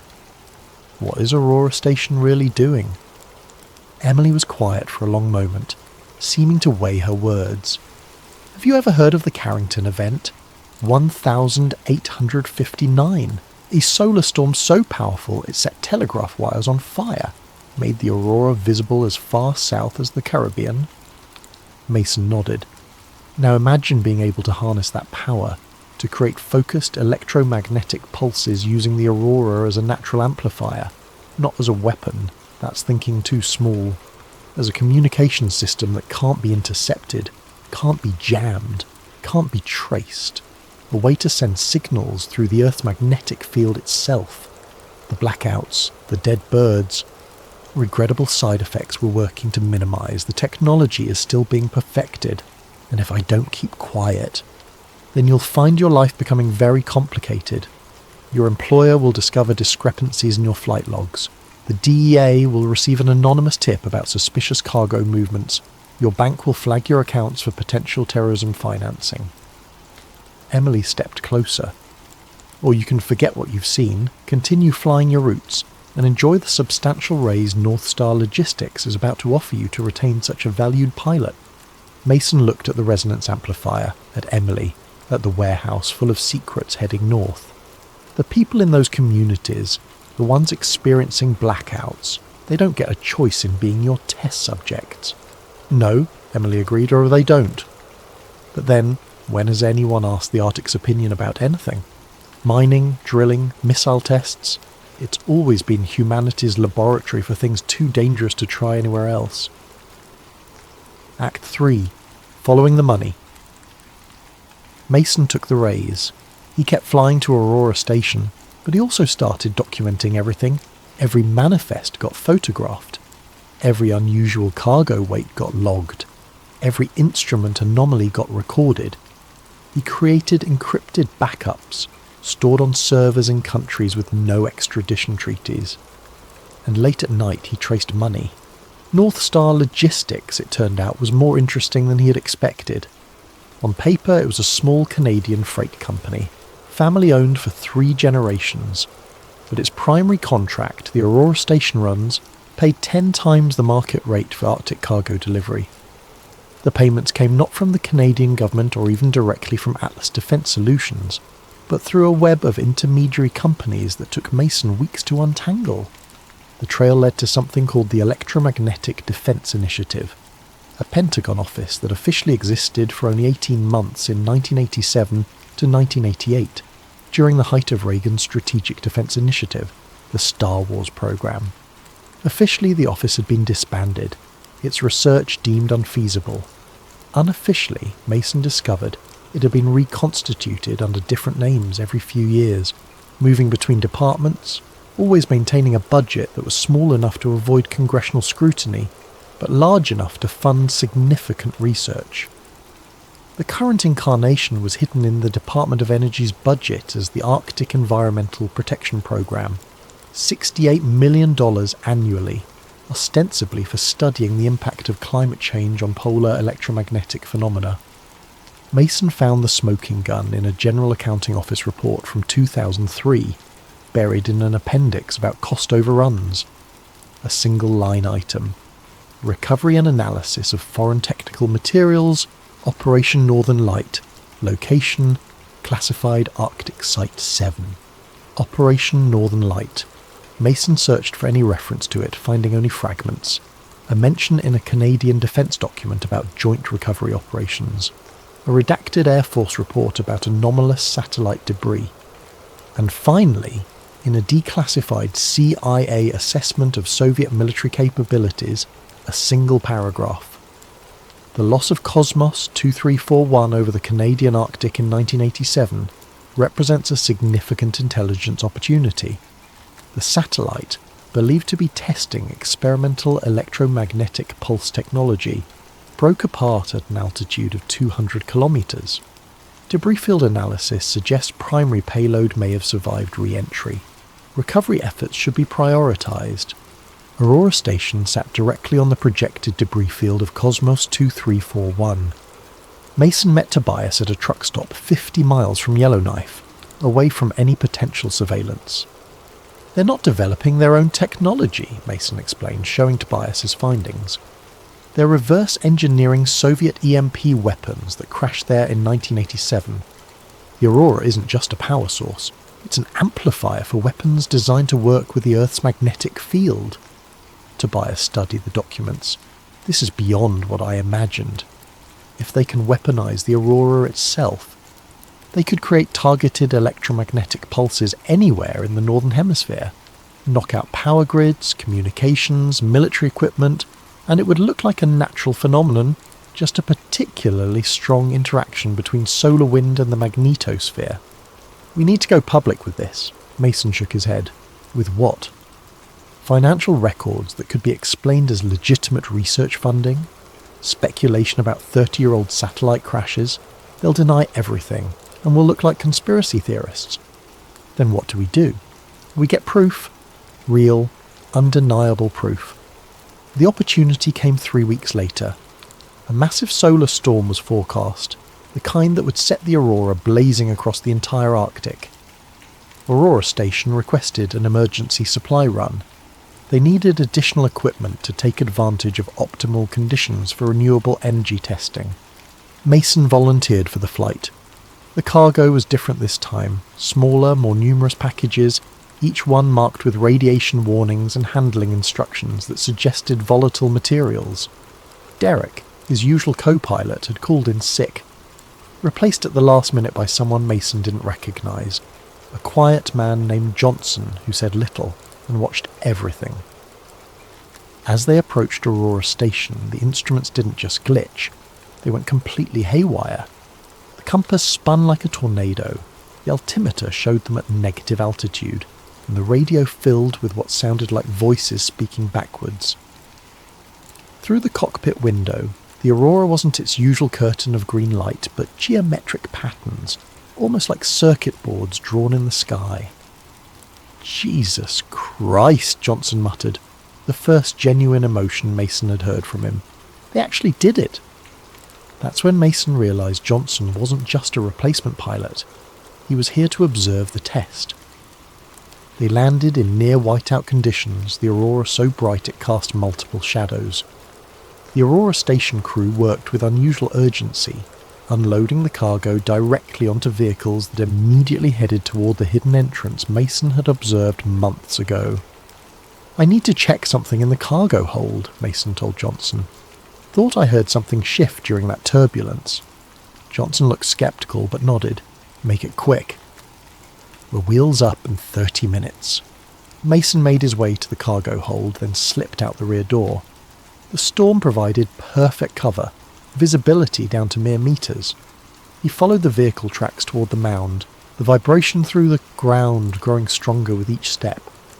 The entrance was exactly where he'd suspected. A ramp leading down, wide enough for vehicles, concealed by camouflage netting covered with snow. Mason descended. His phone, a new one, wrapped in aluminum foil until now, recording everything. The tunnel led to a vast underground chamber, easily the size of an aircraft hangar. But it wasn't the size that stopped Mason in his tracks. It was the contents. Arranged in a precise pattern were dozens of the resonance amplifiers he'd seen in the warehouse, all connected by thick cables to a central platform. On the platform was something that clearly didn't belong to any Earth-based military, a spherical device about 3 meters across, its surface covered in Cyrillic text and symbols that looked more like circuit diagrams than writing. Soviet technology, but advanced beyond anything that should have existed in 1987. Scientists and technicians in hazmat suits swarmed around the equipment, making final adjustments. Mason recognised Emily Reeves, now in military fatigues, speaking into a radio. "Chrysalis Command, this is Aurora Actual. We are T-minus 5 minutes from pulse generation. Target coordinates locked. Grid reference, November 7-7. Communications hub at Fort Greely. Pulse duration 3 seconds, expected downtime 15 minutes, confirm receipt. Fort Greely, home to the US military's missile defense system." Mason recorded everything. The phone's memory filling with evidence of a weapon test disguised as energy research, targeting American military infrastructure. He was so focused on documenting that he almost missed the footsteps behind him. "I really hoped you'd taken our advice," Emily said, flanked by 2 security contractors with rifles. "Now things get complicated." Act 4, The Leak in the Chase. Mason raised his hands, the phone still recording in his chest pocket. "Testing EMP weapons on your own military. That's treason, isn't it?" Emily smiled coldly. "Treason implies working against your country's interests. We're ensuring America maintains electromagnetic superiority in an age where conventional weapons are becoming obsolete. The Fort Greely test is calibrated to create minor repairable disruptions, just enough to test our countermeasures. And the Canadian government? Do they know you're using their territory for weapons testing? The Canadians know exactly what we've told them. that we're researching Aurora-based renewable energy. The underground facility doesn't officially exist. A klaxon sounded. T-minus 60 seconds, an automated voice announced. You should see this, Emily said, gesturing toward an observation window. You've risked everything to learn our secret. Might as well witness history. Through the window, Mason could see the central device beginning to glow. The resonance amplifiers hummed in harmony, creating a sound that seemed to bypass the ears and resonate directly in his bones. Above, through monitors showing external cameras, the aurora twisted into impossible shapes. Spirals, grids, focused beams of light that seemed to reach down toward the Earth. 30 seconds. Mason felt his phone growing warm in his pocket, the electromagnetic field beginning to affect its electronics, despite the foil shielding. The Soviet device was supposed to be a doomsday weapon, Emily explained, her eyes fixed on the glowing sphere, able to create a cascade effect through the magnetosphere, knocking out electronics across entire continents. We've refined it, controlled it, turned it into a precision instrument. 10 seconds. The harmonic vibration reached a crescendo. Mason's vision blurred, his inner ear screaming conflicting information about up and down.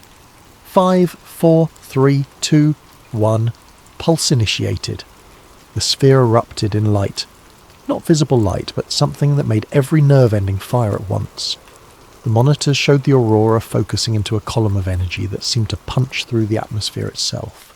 Then, as suddenly as it began, it was over. Pulse complete. Chrysalis command confirming target impact.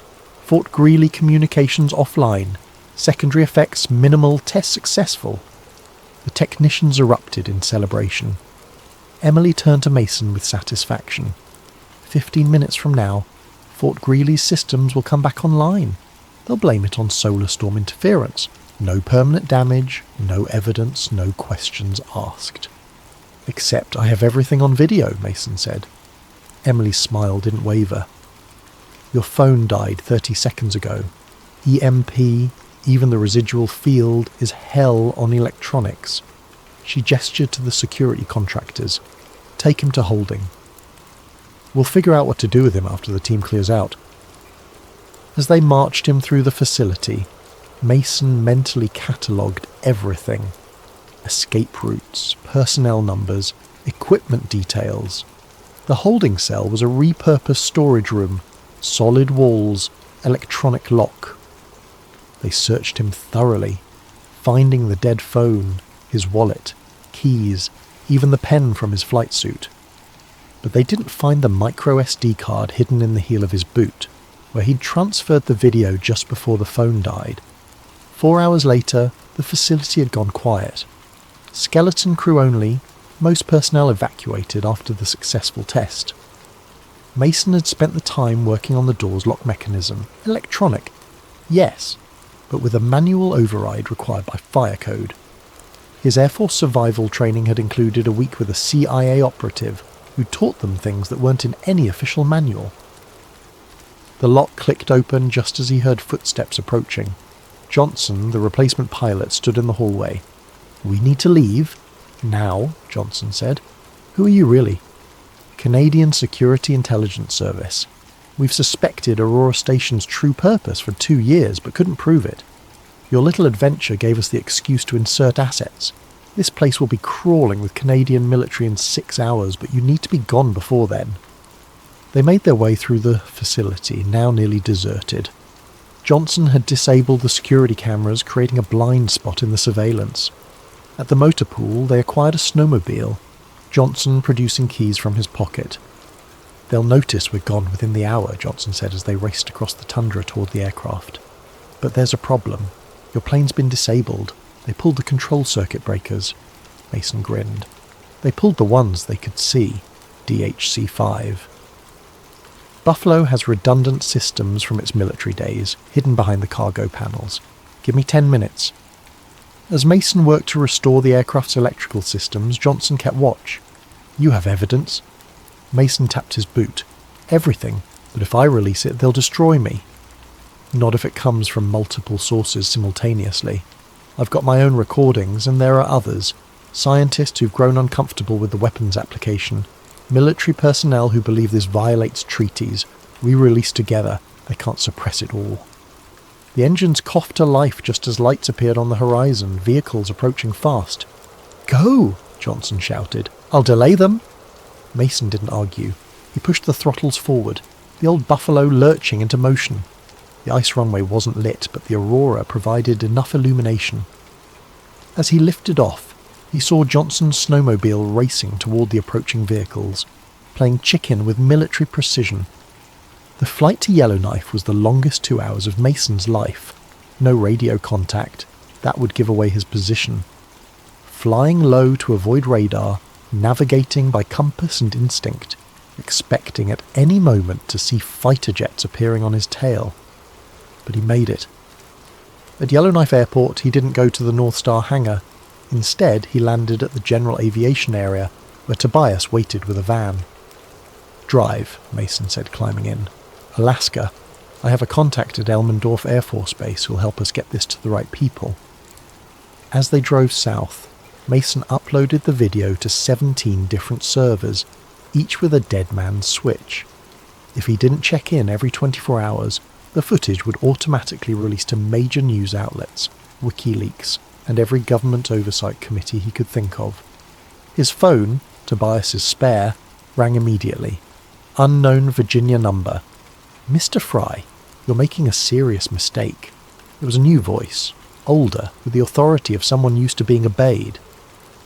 The only mistake was thinking you could test weapons on Allied facilities without consequences. You don't understand the geopolitical implications. China and Russia are developing similar capabilities. If our research becomes public, it accelerates their programs. Maybe if it's public, there'll be pressure for treaties, for control. You're naive. Release that footage and you'll be charged under the Espionage Act. You'll spend the rest of your life in federal prison. Only if you can find me.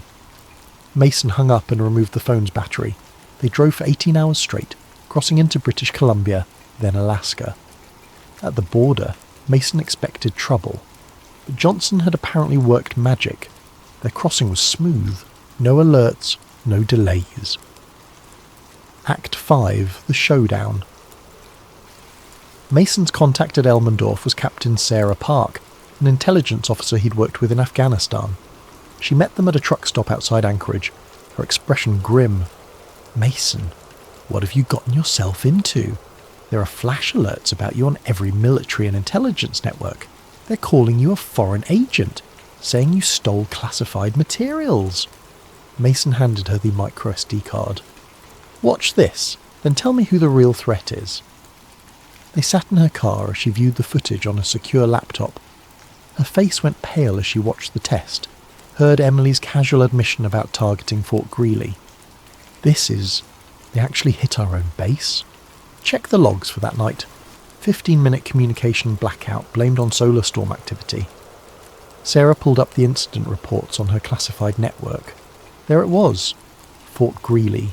Complete communications failure from 0347 to 0402 local time. Attributed to extreme auroral electromagnetic interference. "They're testing weapons on American military installations," she breathed. "This is beyond illegal. It's an act of war against our own forces. Can you get this to someone who'll act on it?" Sarah was quiet for a moment. "I know someone at the Pentagon Inspector General's office. Someone who's been investigating black budget programs. But Mason, even with this evidence, they have resources you can't imagine. They'll discredit you, destroy your reputation, possibly worse. Then we don't give them just one target." Mason pulled out a list he and Tobias had compiled. 47 journalists, 12 congressional staffers, 8 foreign intelligence services who'd be very interested to know about an Arctic EMP weapon. We release simultaneously, globally. They can't suppress everyone. That could start a war. Or prevent one. If everyone knows about the weapon, it loses its strategic value. Sarah's phone buzzed. She checked it, then cursed. "Military police, heading this way." Someone tracked my vehicle. Through the truck stop window they could see vehicles approaching. Black SUVs, no plates, windows tinted. "Back door," Tobias said, already moving. They rushed through the kitchen, startling the cook, and out into the rear parking area. Sarah's personal vehicle, a nondescript Honda, was parked there. "Take my car," she said, tossing Mason the keys. "I'll deal with them. Buy you time." As they drove away, Mason saw in the mirror Sarah walking calmly toward the approaching SUVs, her hands visible, credentials ready. She was sacrificing her career, possibly her freedom for the truth. They drove to a cabin Tobias knew, 40 miles from Anchorage. No cell coverage, completely off-grid. There, using a satellite internet connection that couldn't be traced to the location, they prepared to release everything. But Mason hesitated. "What's wrong?" Tobias asked. "Johnson, the Canadian agent, Sarah, others who've helped us. If we release this, they'll suffer too. Then we're selective. We redact names, protect sources, focus on the technology, the violation of treaties, the tests on allied facilities, make it about the program, not the people." They spent 6 hours editing, redacting, creating a package that exposed the Aurora Directive while protecting those who'd risked everything to help them. At midnight Alaska time, Mason hit send. Within minutes, his satellite connection was severed, but it was too late. The information was out, spreading across the internet like wildfire. The response was immediate and chaotic. The Pentagon denied everything. The Canadian government demanded explanations. Environmental groups seized on the wildlife deaths. Military families questioned whether other equipment failures had been tests. Mason and Tobias waited in the cabin, expecting arrest at any moment. Instead, 12 hours later, Sarah arrived. "You did it," she said, exhausted but smiling. "The Inspector General's office has launched a full investigation. Congress is demanding hearings. The program's been suspended pending review." "What about us?" Mason asked. "Am I going to prison?" "That's the interesting part. Officially, you don't exist right now. No charges have been filed, because filing charges would mean acknowledging what you exposed. You're in legal limbo." A week later, a different kind of visitor arrived at the cabin. Emily Reeves, no longer in military attire, but in civilian clothes that somehow made her look more dangerous. "Congratulations," she said, her tone neutral. "You've set back American electromagnetic defense research by a decade." "I exposed illegal weapons testing," Mason countered. "You exposed a program that would have guaranteed American military superiority for the next century. Do you think China isn't working on the same technology? Russia? They're probably thanking you right now." "Then maybe the solution is transparency, treaties, international oversight." Emily laughed. "You really are naive. But it doesn't matter now. The program's been shut down. The facility's being dismantled. Officially, it was all a failed renewable energy experiment, classified due to the proprietary technology involved. That's the cover story. It's a good one. Explains the secrecy, the military involvement, even the electromagnetic effects. The solar storm that night caused equipment malfunctions leading to false readings. No weapons, no conspiracy, just government incompetence and corporate greed. But we have the video. Deepfake technology is amazing these days, isn't it? Already experts are questioning the authenticity of your footage. In 6 months, it'll be dismissed as an elaborate hoax. She stood to leave, then paused at the door. You won. The program's dead. But you also lost, because now we're behind in a race you don't even know is being run. When the next Carrington event happens, and it will, and when someone else's electromagnetic weapons are the only things working afterward, remember that you had a chance to keep America ahead. After she left, Mason and Tobias sat in silence. "Did we do the right thing?" Tobias finally asked. "I don't know," Mason admitted, "but we did the only thing we could live with." Act 6. The Aftermath. 6 months later, Mason stood on a hillside in Montana, watching the northern lights dance across the sky. He'd bought a small ranch with the money from selling his story to a documentary filmmaker, though the documentary was marketed as speculative fiction based on true events, the only way to avoid lawsuits. The official story had held. Aurora Station was dismantled, its existence explained away as a failed green energy project that had wasted millions in taxpayer dollars. A few congressional hearings happened, Some bureaucrats were reassigned, and the whole thing faded from the news cycle within weeks. But Mason knew the truth hadn't died. It had just gone deeper. His phone buzzed. A new model, heavily encrypted, provided by a whistleblower organisation that had taken interest in his case. The message was from Johnson, the Canadian agent, using their agreed-upon code. The northern fishing trip was successful, caught several large ones. Weather patterns remain interesting. Translation: Canadian intelligence had secured evidence from Aurora Station and was monitoring similar activities elsewhere. Mason's laptop chimed with an encrypted email from Sarah Park, now a civilian after her forced retirement. She worked for an oversight organisation monitoring defence contractors, a watchdog with teeth, funded by tech billionaires worried about military overreach. 3 new renewable energy projects have been proposed, one in Norway, one in Tasmania, one in Patagonia, all in areas with high auroral or electromagnetic activity, all with the same contractor connections we documented. They're not stopping, just spreading out the research to avoid another concentrated target. Mason typed back, "Keep watching, we'll be ready." Tobias had moved to Montana too, setting up his radio equipment in a barn on Mason's property. He spent his nights monitoring the same frequencies, listening for the telltale pulses that would indicate resumed testing. "You know they're going to try again," Tobias said one evening as they watched the aurora together. "Different place, different cover story, but the same goal." "I know," Mason replied, "but now there are more of us watching. The network Sarah's building, Johnson's contacts, the scientists who've quietly left the program. We changed something." "What?" "The technology's still out there. We changed the conversation. Before, it was a complete black box. Unlimited funding, zero oversight, no questions asked. Now, even if they restart, they know people are watching. They have to be more careful, more limited. And sometimes that's all you can hope for, not to stop something completely, but to slow it down enough that safeguards can catch up." A year after the Aurora Station revelation, Mason received an unexpected visitor. An elderly man, Russian accent thick despite decades in America, introduced himself as Viktor Petrov. "I designed the original device," he said simply. "Cosmos 2341. I defected in 1990, told the Americans everything about the satellite, but they didn't believe me about its full capabilities until it crashed and they recovered it. Why are you telling me this? Because I've spent 30 years watching them try to weaponize my creation. I designed it as a shield, protection against solar storms, a way to strengthen the magnetosphere. They turned it into a sword." Victor handed Mason a worn notebook, filled with equations and diagrams. "The counter-frequency," Victor explained.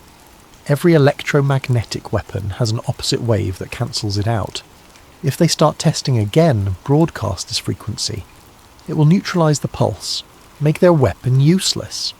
"Why didn't you release this yourself?" "Who would believe an old Russian about American weapons? But you've already proven the truth once. You have credibility I never had." Mason studied the notebook. This could prevent them from ever developing the weapon, or force them to find a different approach, hopefully a less dangerous one. Technology always advances, Mason. The question is whether wisdom advances with it. 3 years passed. The Aurora Directive became a footnote in conspiracy forums, dismissed by mainstream media, but kept alive by a dedicated community of researchers. Mason continued flying cargo. Now for a small company he had started himself, serving remote communities across the Northwest. He kept his ears open, his contacts active, always watching for signs of renewed activity. Then, on a routine flight to Whitehorse, his instruments went haywire in a familiar pattern. He checked his coordinates, nowhere near any known facility. But below, barely visible through the snow, he glimpsed something that made his heart race. Vehicle tracks leading to a low mound in the terrain, communication towers that shouldn't exist, and the distinctive shimmer of camouflage netting. They'd started again. Different location, probably different country, but the same program. That night Mason activated the network. Within hours, journalists in 5 countries had the coordinates. Satellite imagery was purchased and analysed. Environmental groups dispatched teams to monitor wildlife. Sarah's organisation filed Freedom of Information requests with 17 different agencies. But this time, Mason also did something different.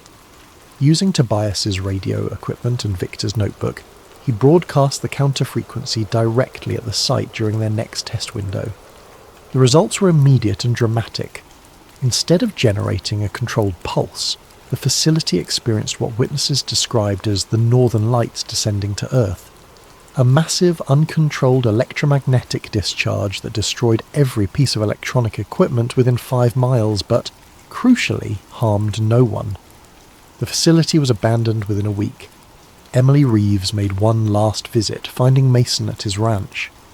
"That was you," she said. "It wasn't a question. The counter-frequency. You've made the entire concept obsolete." "Good." "You don't understand what you've done.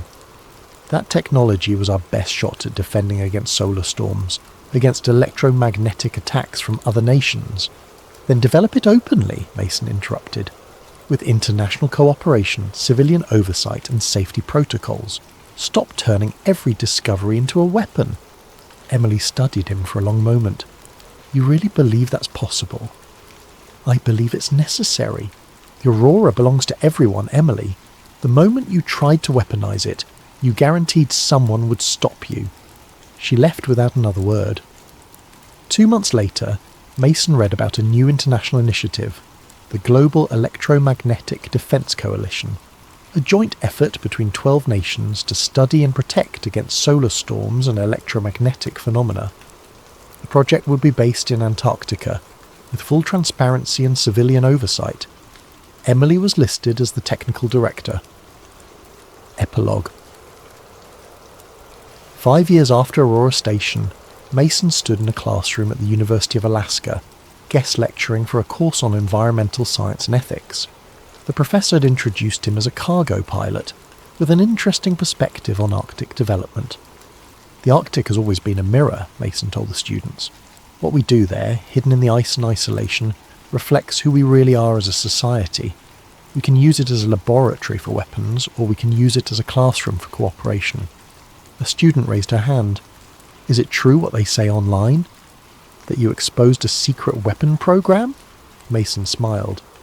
"I exposed what happened when good people convinced themselves that secrecy was more important than accountability. Whether it was weapons or whether research doesn't matter as much as the lesson. Power without oversight corrupts, whether that power is political, military or electromagnetic." After the lecture, Mason drove to a hillside overlooking Fairbanks. The aurora was particularly active that night, sheets of green and gold rippling across the sky. His phone buzzed, a message from Tobias. "All quiet on the frequencies, looks like a peaceful night." Mason typed back, "For now, but we keep listening." As he watched the aurora dance, natural, untamed, unweaponized, Mason reflected on the strange journey that had brought him here. He'd started as a cargo pilot just trying to make a living, stumbled onto a conspiracy that reached the highest levels of government, and somehow emerged as an unlikely guardian of one of nature's most magnificent phenomena. The Aurora Directive was dead, but Mason knew the impulse behind it. The desire to control, to weaponize, to dominate would never fully die.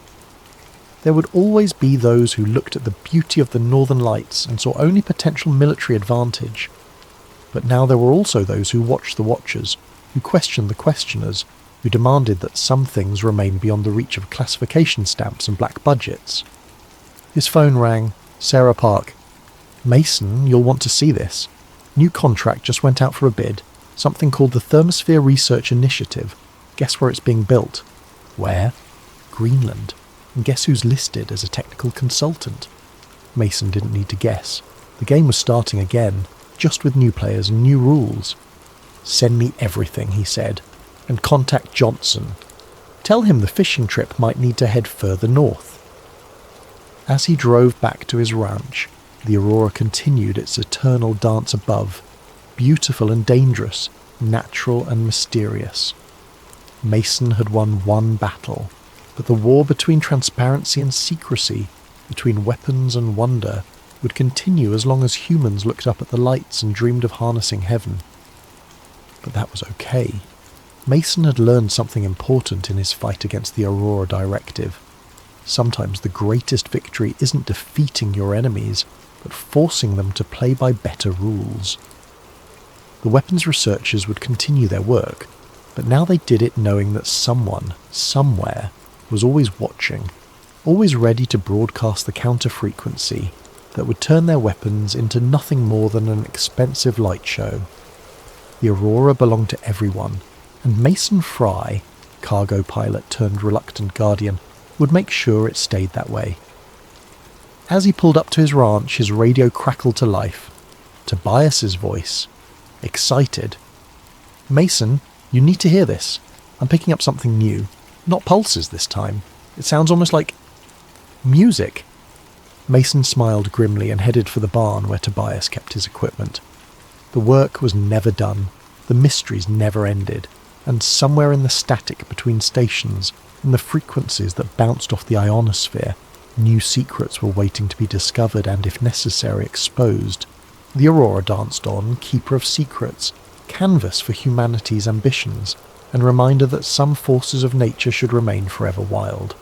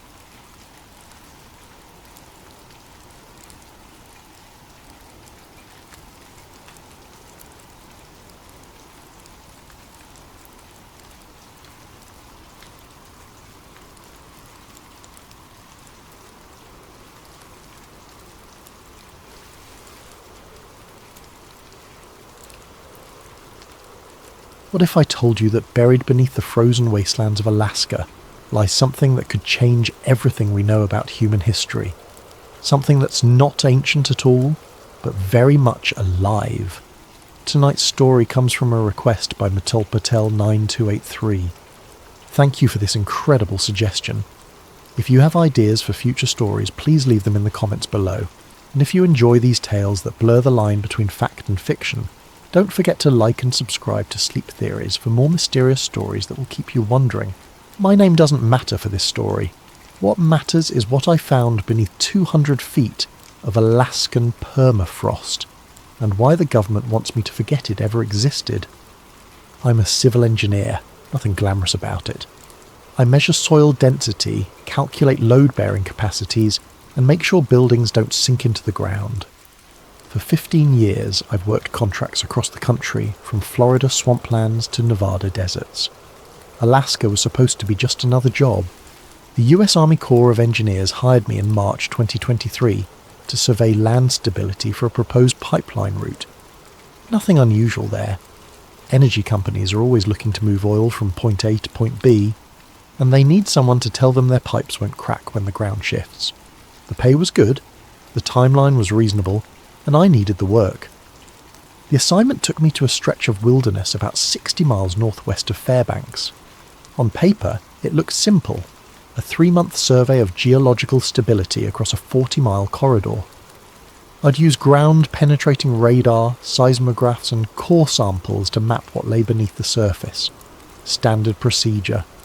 I should have known something was off when they gave me a satellite phone with specific instructions to check in every 12 hours. Weather can change fast up there, the project coordinator explained. We need to know you're alive. But Alaska's a dangerous place. People disappear into the wilderness all the time. It seemed reasonable. I flew into Fairbanks on a Tuesday in April, rented a heavy-duty pickup truck and loaded it with equipment. The drive to my assigned sector took 3 hours on increasingly rough roads. The last 20 miles were barely more than frozen tyre tracks cutting through endless stands of black spruce and birch. When I finally reached my starting coordinates, the silence was absolute. No wind, no animals, no aircraft overhead. Just me, my equipment, and thousands of square miles of nothing. That's when the work began, and that's when everything I thought I knew about the world started to unravel. The first week went exactly as planned. I established a base camp with a generator-powered trailer and methodically began surveying the proposed pipeline route. The ground-penetrating radar showed typical permafrost patterns, layers of ice and soil that had been frozen for millennia. My seismograph readings were clean, showing the kind of stable bedrock that pipeline engineers love to see. Core samples revealed nothing unusual, standard Arctic soil composition with good load-bearing characteristics. I was making excellent progress. Then, on day 8, something changed. I was setting up the radar array for the morning survey when I noticed interference patterns on my display. Instead of the usual chaotic scattering that indicates rock and soil, I was seeing geometric shapes. At first I assumed it was equipment malfunction. Electronic devices can act strangely in extreme cold, and I'd been pushing my gear hard. I recalibrated the radar, replaced cables, and ran diagnostic tests. Everything checked out perfectly, but the shapes remained straight lines, perfect 90-degree angles, and beneath everything a massive triangular form with sides that extended beyond my radar's maximum penetration depth of 200 feet. I switched to the seismograph, thinking maybe sound waves would give me different data. I set off small explosive charges and measured how the shock waves travelled through the ground. Standard geological surveying technique. The results made no sense. Sound waves were reflecting off something solid and geometrically perfect about 150 feet down. The reflection pattern showed clean edges, flat surfaces, and precise angles. In nature, you don't find precise angles. Rivers meander, mountains erode into curves, and rock formations crack in random patterns. This was something else entirely. I spent the rest of that day running every test I could think of. Different frequencies, multiple angles, overlapping surveys.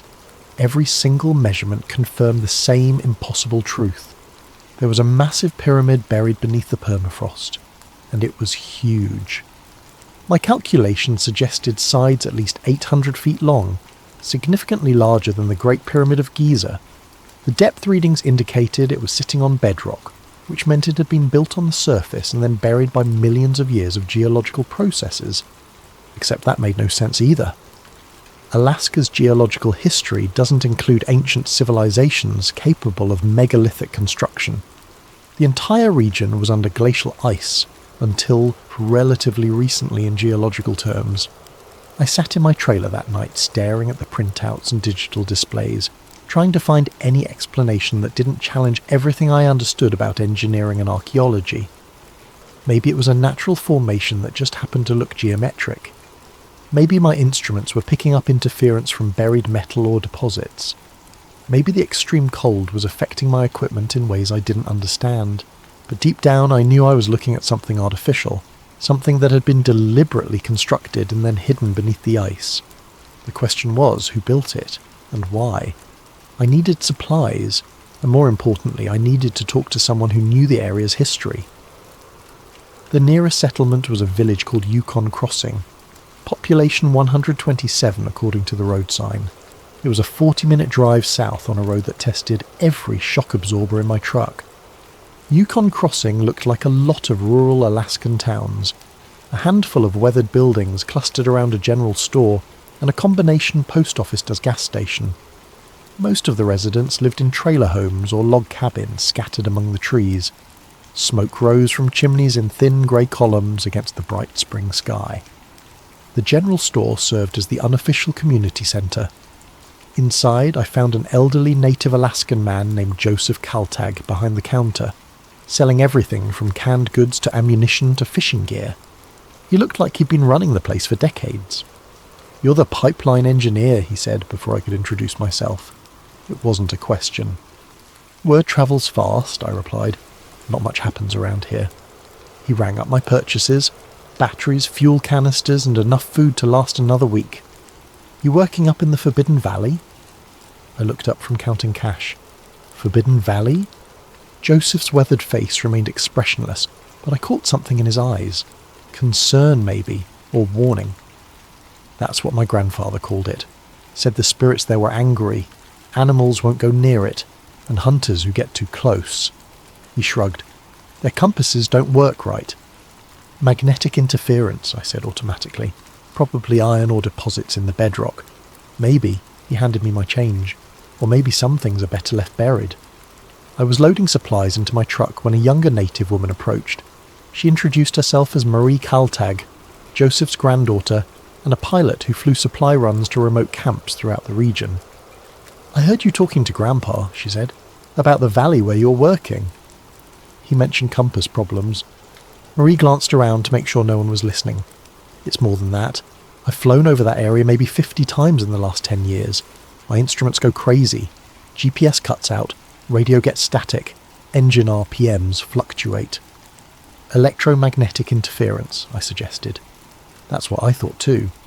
But 3 years ago I was flying a supply run to a hunting camp about 20 miles north of your work site.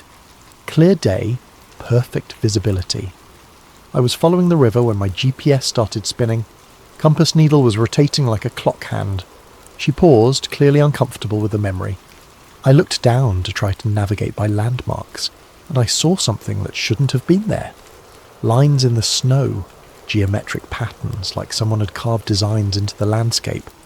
They were huge, maybe a mile across and perfectly symmetrical. Could have been natural formations, wind patterns, erosion channels. Marie shook her head. "I've been flying over Alaska my whole life. I know what natural looks like. This was artificial. And when I flew back over the same area a week later, the lines were gone, covered by fresh snow." I thanked her for the information and headed back to camp, but I couldn't stop thinking about what she'd said. Geometric patterns in the snow, electromagnetic interference, compasses spinning wildly. It all pointed to the same conclusion I was trying to avoid. Something beneath the permafrost was actively affecting the environment around it. That night, I reviewed my survey data again, looking for any detail I might have missed. The pyramid structure was consistent across all my measurements, but there was something else. Subtle variations in the electromagnetic readings that suggested complex internal architecture. Whatever was down there, it wasn't just a solid mass of stone. It had chambers, passages, and what looked like intricate internal mechanisms. And according to my instruments, some of those mechanisms were drawing electrical current. I woke up on day 12 to the sound of helicopter rotors. From my trailer window I could see a Black Hawk settling onto a flat area about 200 yards from my camp. No military markings, but the aircraft had the unmistakable look of government hardware. 3 men in winter camouflage climbed out as the rotors spun down. They walked directly to my trailer with the confident stride of people who expected cooperation. The leader was a tall man with close-cropped hair and reflective sunglasses. His companions looked like soldiers trying to dress like civilians, too alert, too fit, and carrying themselves like they had weapons hidden under their jackets. "Mr. Harrison," the leader said, reading my name from a tablet. "I'm Agent Collins, Department of Homeland Security. We need to discuss your recent survey findings." I stepped outside, keeping my expression neutral. I wasn't aware DHS had jurisdiction over pipeline surveys. "We have jurisdiction over potential national security threats." Collins gestured toward my equipment array. "Your seismic activity has been flagged by our monitoring systems. We need to examine your data and confiscate any materials related to subsurface anomalies." "What subsurface anomalies?" Collins removed his sunglasses, revealing pale blue eyes that seemed to look right through me. "Mr. Harrison, we know exactly what you found down there. The question is whether you're going to cooperate voluntarily or make this difficult." I had 2 choices. hand over my data willingly or watch them take it by force. Either way, they were getting what they wanted. "The hard drives are in the trailer," I said. One of Colin's men immediately headed inside while the other began disconnecting my external monitoring equipment. They worked with practiced efficiency, clearly familiar with this type of confiscation. "How long have you known it was there?" I asked. Collins was quiet for a long moment, apparently deciding how much to tell me. "The structure first appeared on our deep scanning systems in 1992. We've been monitoring it ever since." "Appeared? You mean you discovered it in 1992? "No, Mr. Harrison. I mean it appeared in 1992. Prior to that date, our scans showed normal bedrock composition. Then something changed." The man emerging from my trailer handed Collins a bag containing my hard drives and backup storage devices. They had also taken my printed survey maps and handwritten notes. 1992, I said, thinking out loud. That's when China conducted their largest underground nuclear test. Collins' expression didn't change, but I caught a flicker of something.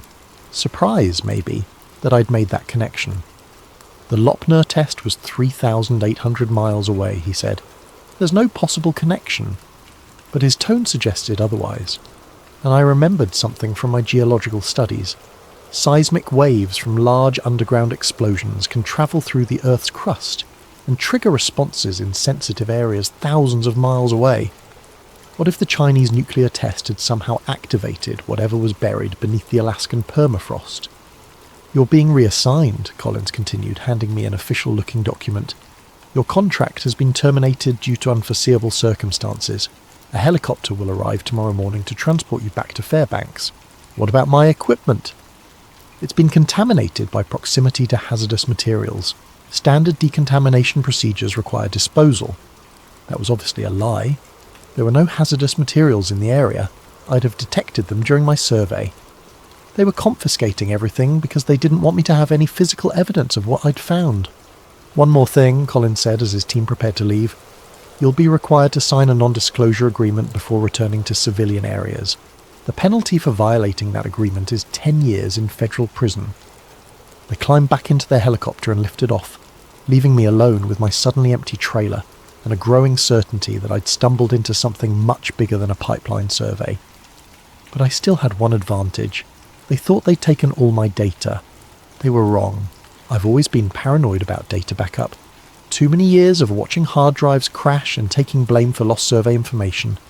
So I keep a small handheld GPS unit with built-in memory storage that automatically logs all my location coordinates and instrument readings.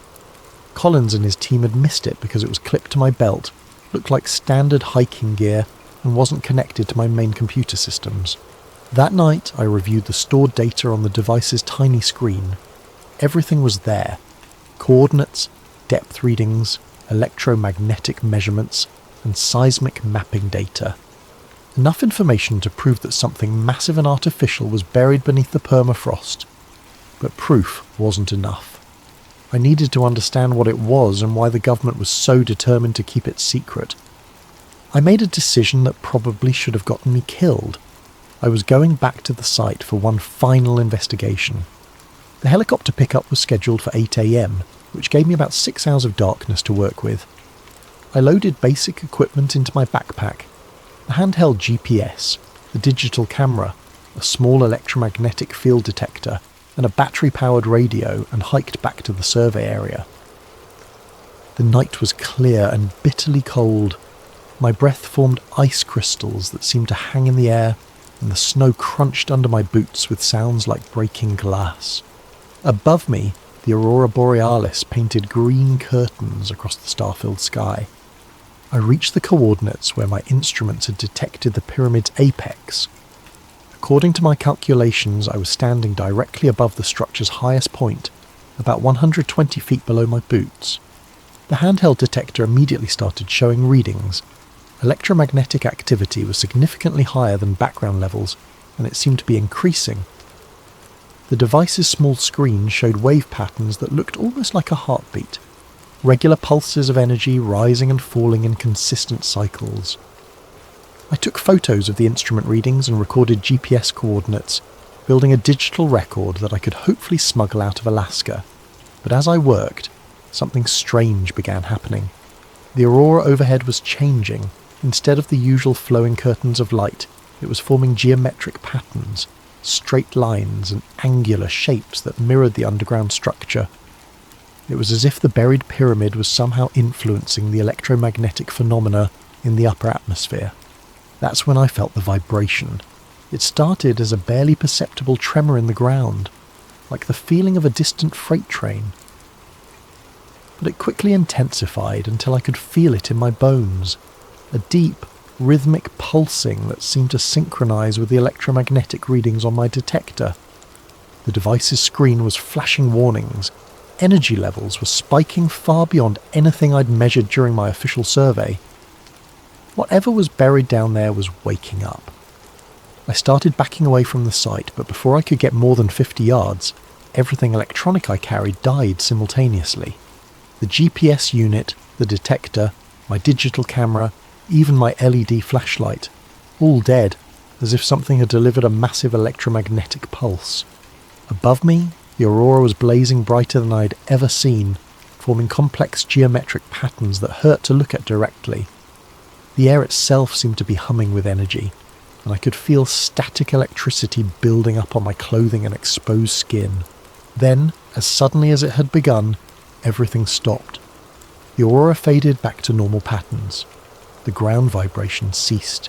The electrical sensation disappeared. I was left standing in the middle of the Alaskan wilderness in complete darkness, holding a handful of dead electronics. I stumbled back toward camp using starlight for navigation, reaching my trailer just before dawn. When I tried to start my truck, the engine turned over immediately. Apparently whatever had killed my handheld electronics hadn't affected the vehicle's more robust electrical system. But I knew what I had experienced wasn't natural. The buried pyramid wasn't just an ancient artifact or geological formation. It was some kind of active installation that could influence electromagnetic fields across a wide area. The question was, what was its purpose? The helicopter arrived exactly at 8 a.m, piloted by a civilian contractor who seemed unaware that he was participating in a government cover-up. During the flight back to Fairbanks, I signed the non-disclosure agreement Collins had mentioned, legally binding myself to remain silent about my discoveries. But signing the paper didn't erase my memory, and it didn't eliminate the data I'd managed to keep hidden. I flew back to Seattle that afternoon and spent the next 2 weeks trying to return to normal life. I updated my resume, contacted potential clients, and attempted to focus on finding my next engineering contract. But I couldn't stop thinking about what lay buried beneath the Alaskan permafrost. Late one night, unable to sleep, I sat down with my laptop and started researching everything I could find about electromagnetic anomalies, underground structures, and the 1992 Chinese nuclear test that Agent Collins had mentioned. What I discovered changed everything. The Chinese test, conducted at the Lop Nür facility on May 21, 1992, was indeed one of the largest underground nuclear explosions ever detonated. The blast was so powerful that seismic monitoring stations around the world recorded the shockwaves as they travelled through the Earth's crust. But that wasn't the interesting part. I found archived scientific papers describing unusual electromagnetic phenomena that occurred globally in the days following the test. Radio disruptions, satellite communication failures, and compass anomalies were reported from locations thousands of miles away from the blast site. Most significantly, several research stations in Alaska reported sudden spikes in local electromagnetic activity, beginning approximately 6 hours after the Chinese detonation. Exactly the amount of time it would take seismic waves to travel through the Earth's crust from Lop Nür to Alaska. I cross-referenced these reports with geological surveys of the Alaskan region and found something that made my blood run cold. Every single electromagnetic anomaly had been reported from locations within a 50-mile radius of my survey site. Whatever was buried there had indeed been activated by the Chinese nuclear test, just as Collins had implied, but the implications went far beyond a simple cause and effect relationship. I started plotting the locations of other reported anomalies on a world map, looking for patterns.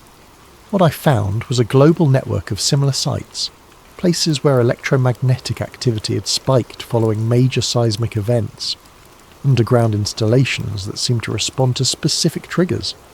The more I researched, the more convinced I became that the Alaskan Pyramid wasn't unique. It was part of a worldwide system of buried structures, all apparently designed to respond to geological disturbances, but designed by whom, and for what purpose?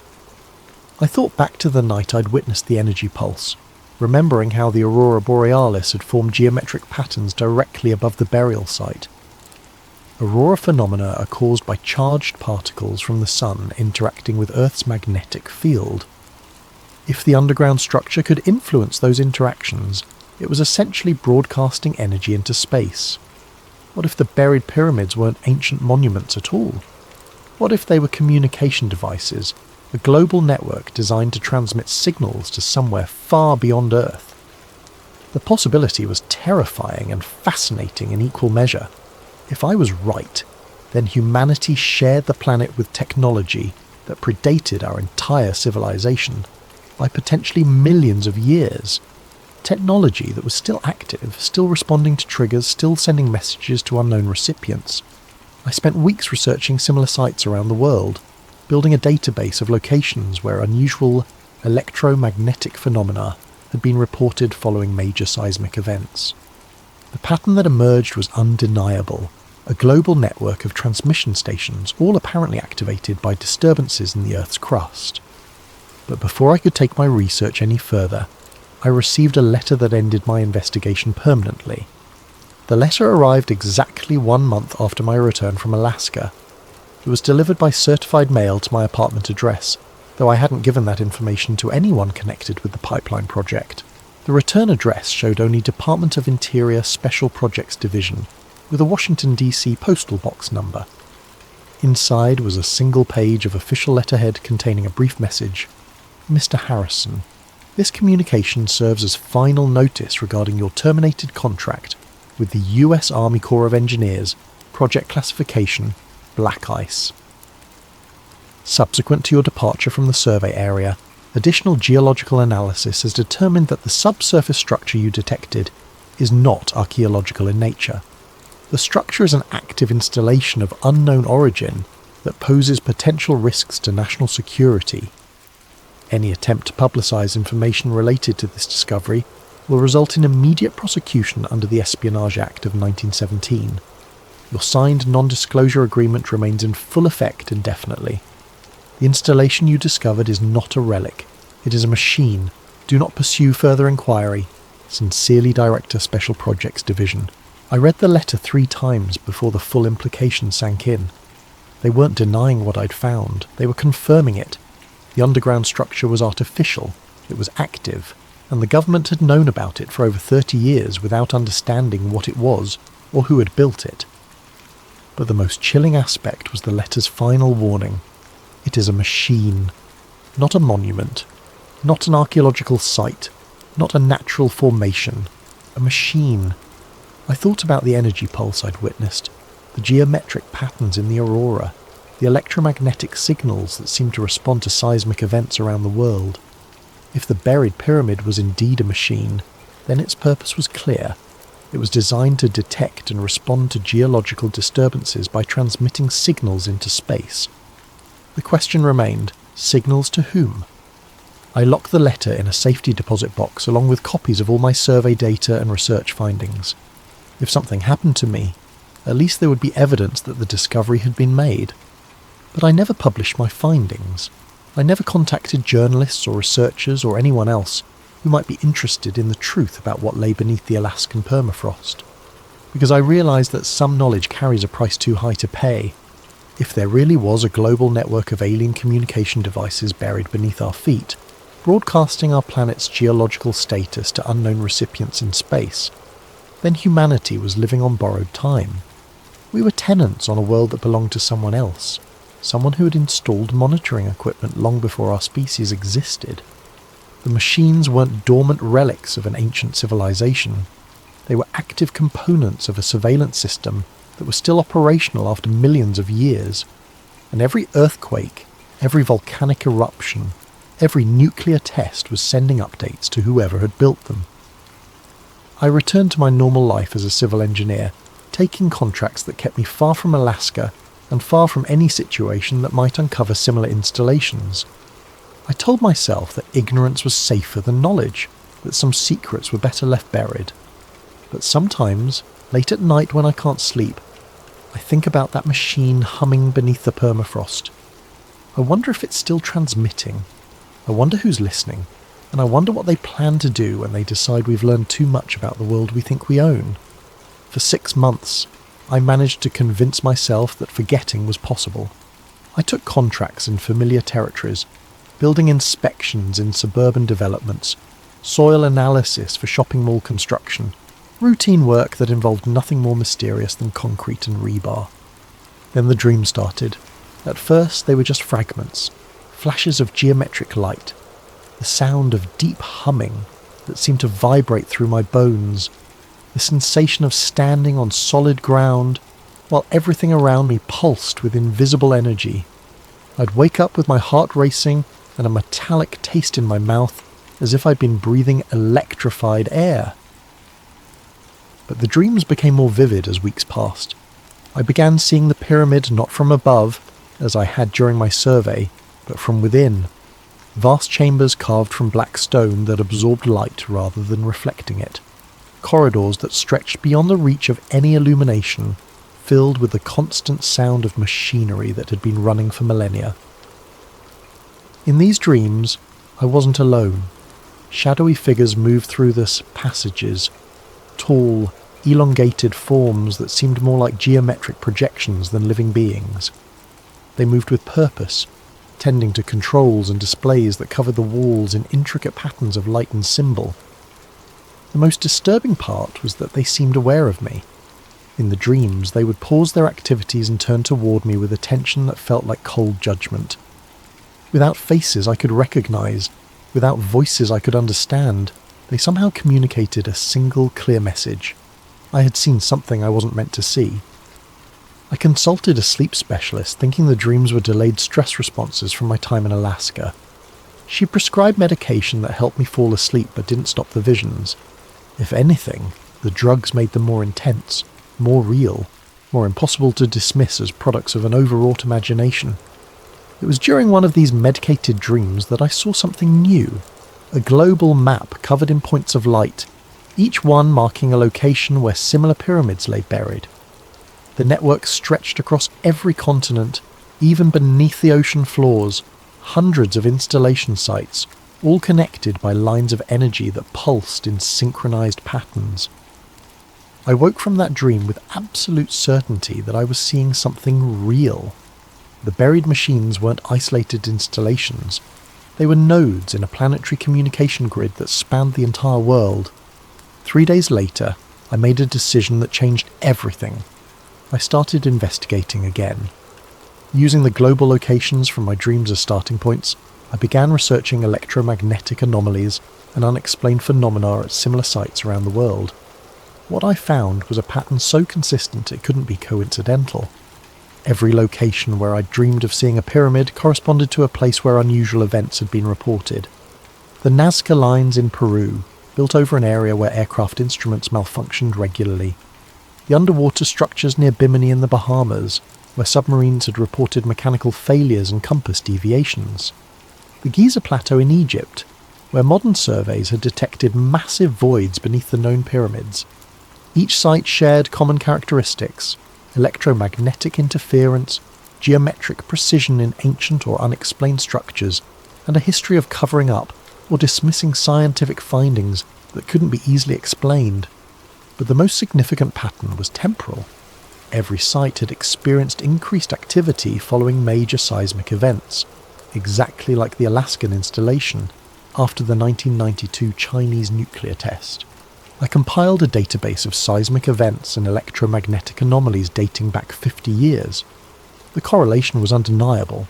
Large earthquakes, volcanic eruptions, and underground nuclear tests consistently triggered responses from specific locations around the globe. The buried machines weren't just monitoring geological activity, they were responding to it, broadcasting information about Earth's internal dynamics to receivers beyond our planet. I was building a case for the existence of a global alien surveillance network when I made a discovery that terrified me more than anything I'd found so far. The activity was increasing. According to my research, electromagnetic anomalies at these sites had been relatively stable for decades, showing only minor fluctuations in response to major geological events. But starting in 2020, the baseline activity levels had begun rising at all locations simultaneously. Something was changing.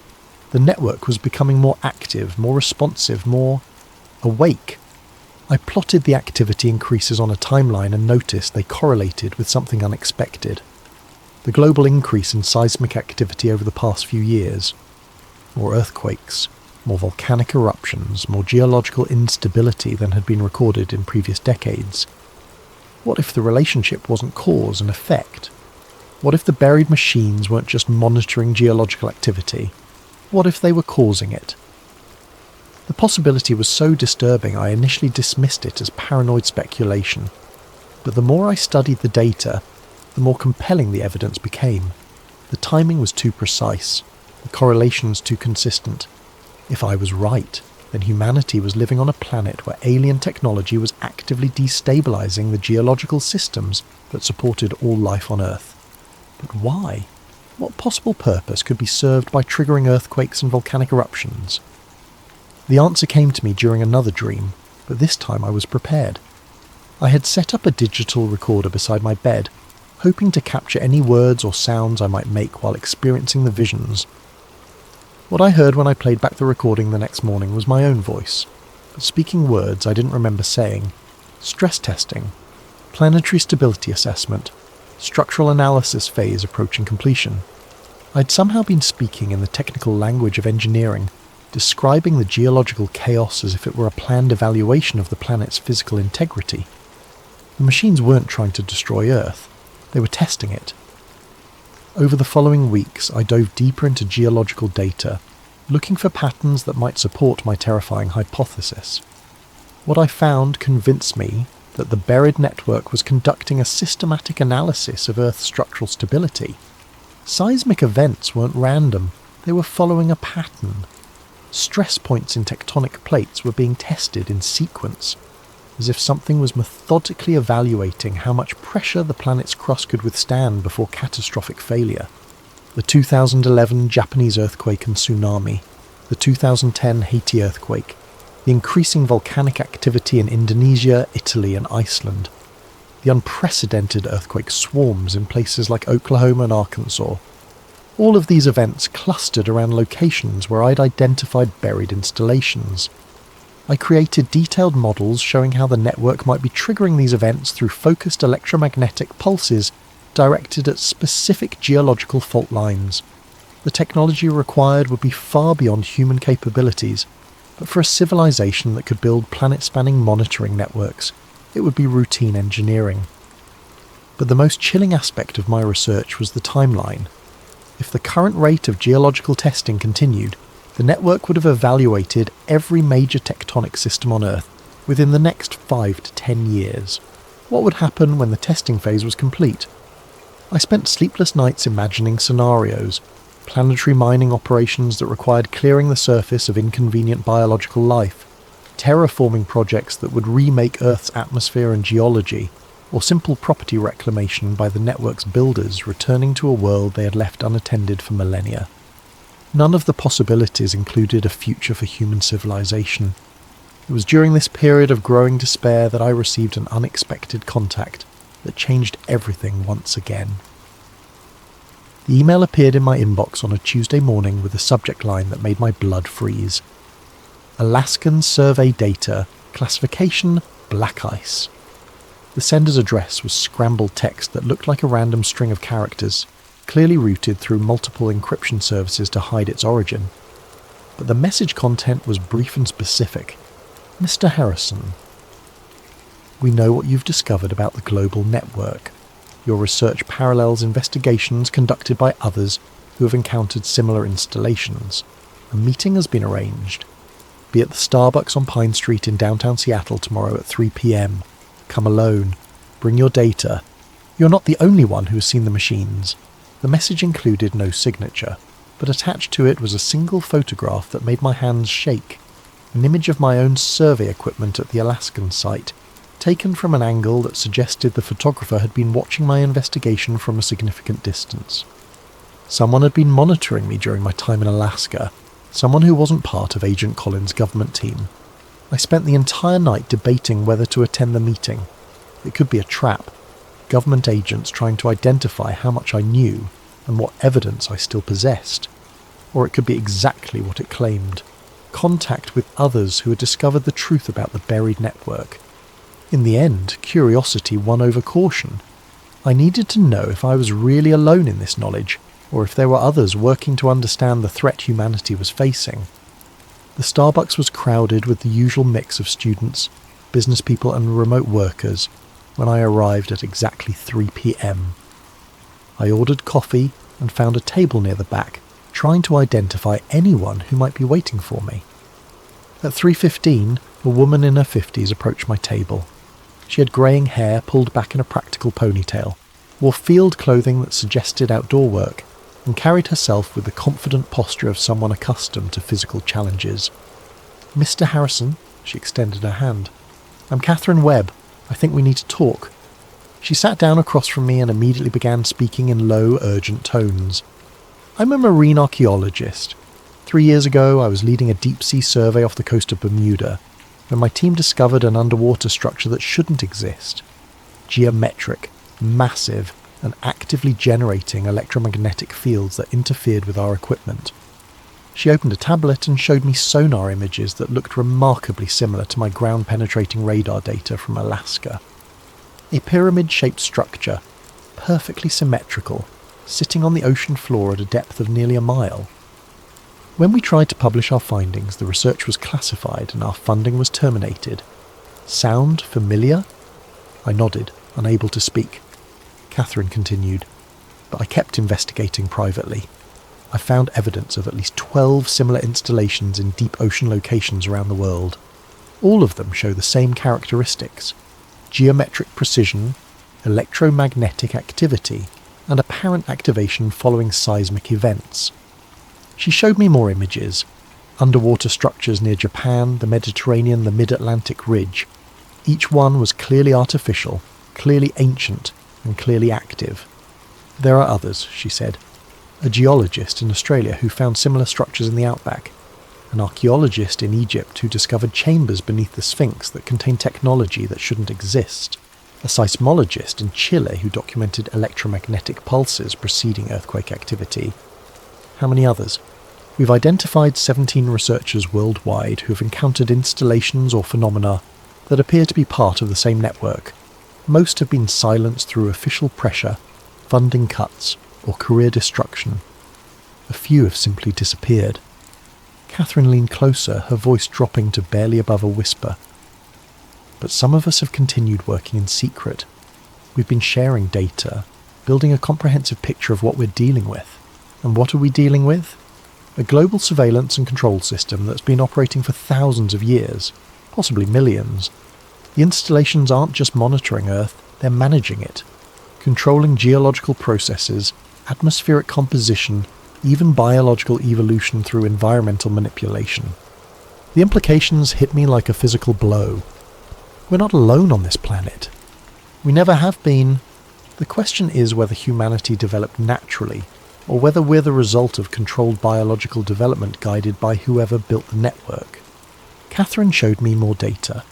Archaeological evidence of genetic bottlenecks in human evolution that corresponded to periods of unusual geological activity, atmospheric changes that seemed to follow patterns rather than random climate variation, even extinction events that appeared to have been artificially triggered. "The network has been shaping Earth's development for millions of years," she said. "Every mass extinction, every ice age, every major evolutionary leap has been guided by the installations. But why? What's the purpose?" Catherine's expression was grim. "We think Earth is being prepared for something. The stress testing you've documented, the increasing seismic activity, the atmospheric changes, it all points to final preparations for some kind of major transition." "Transition to what?"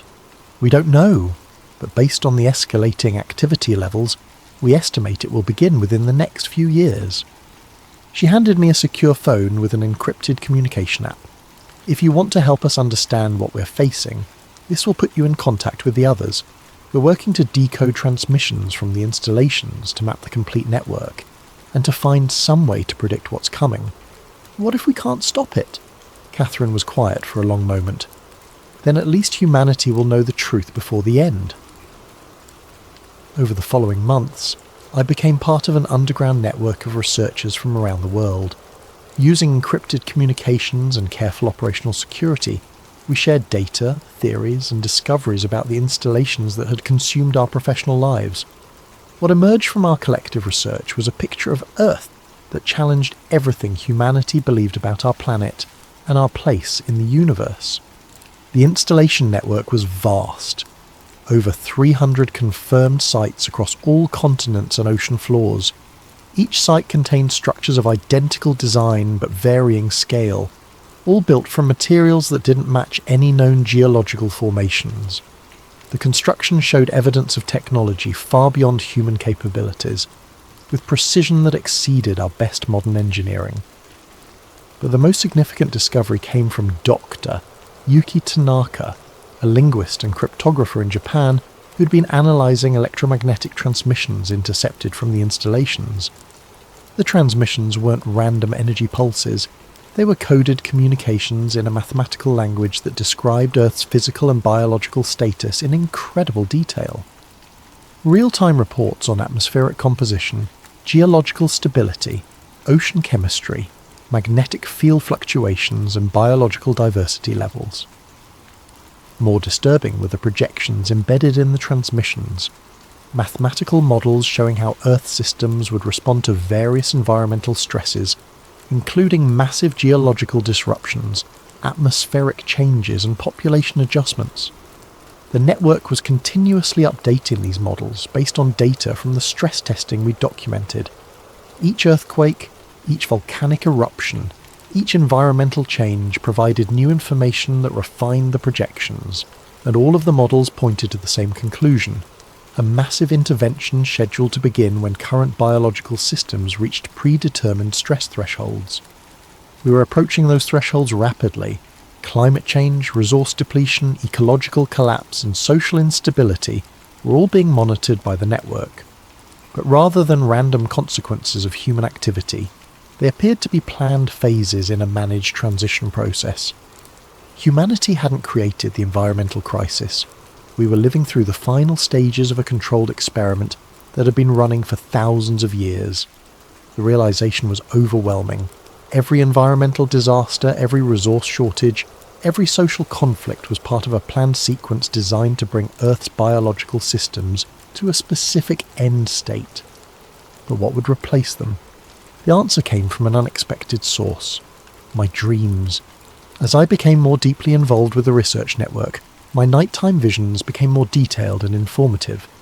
I was seeing not just the installations, but the purpose they served.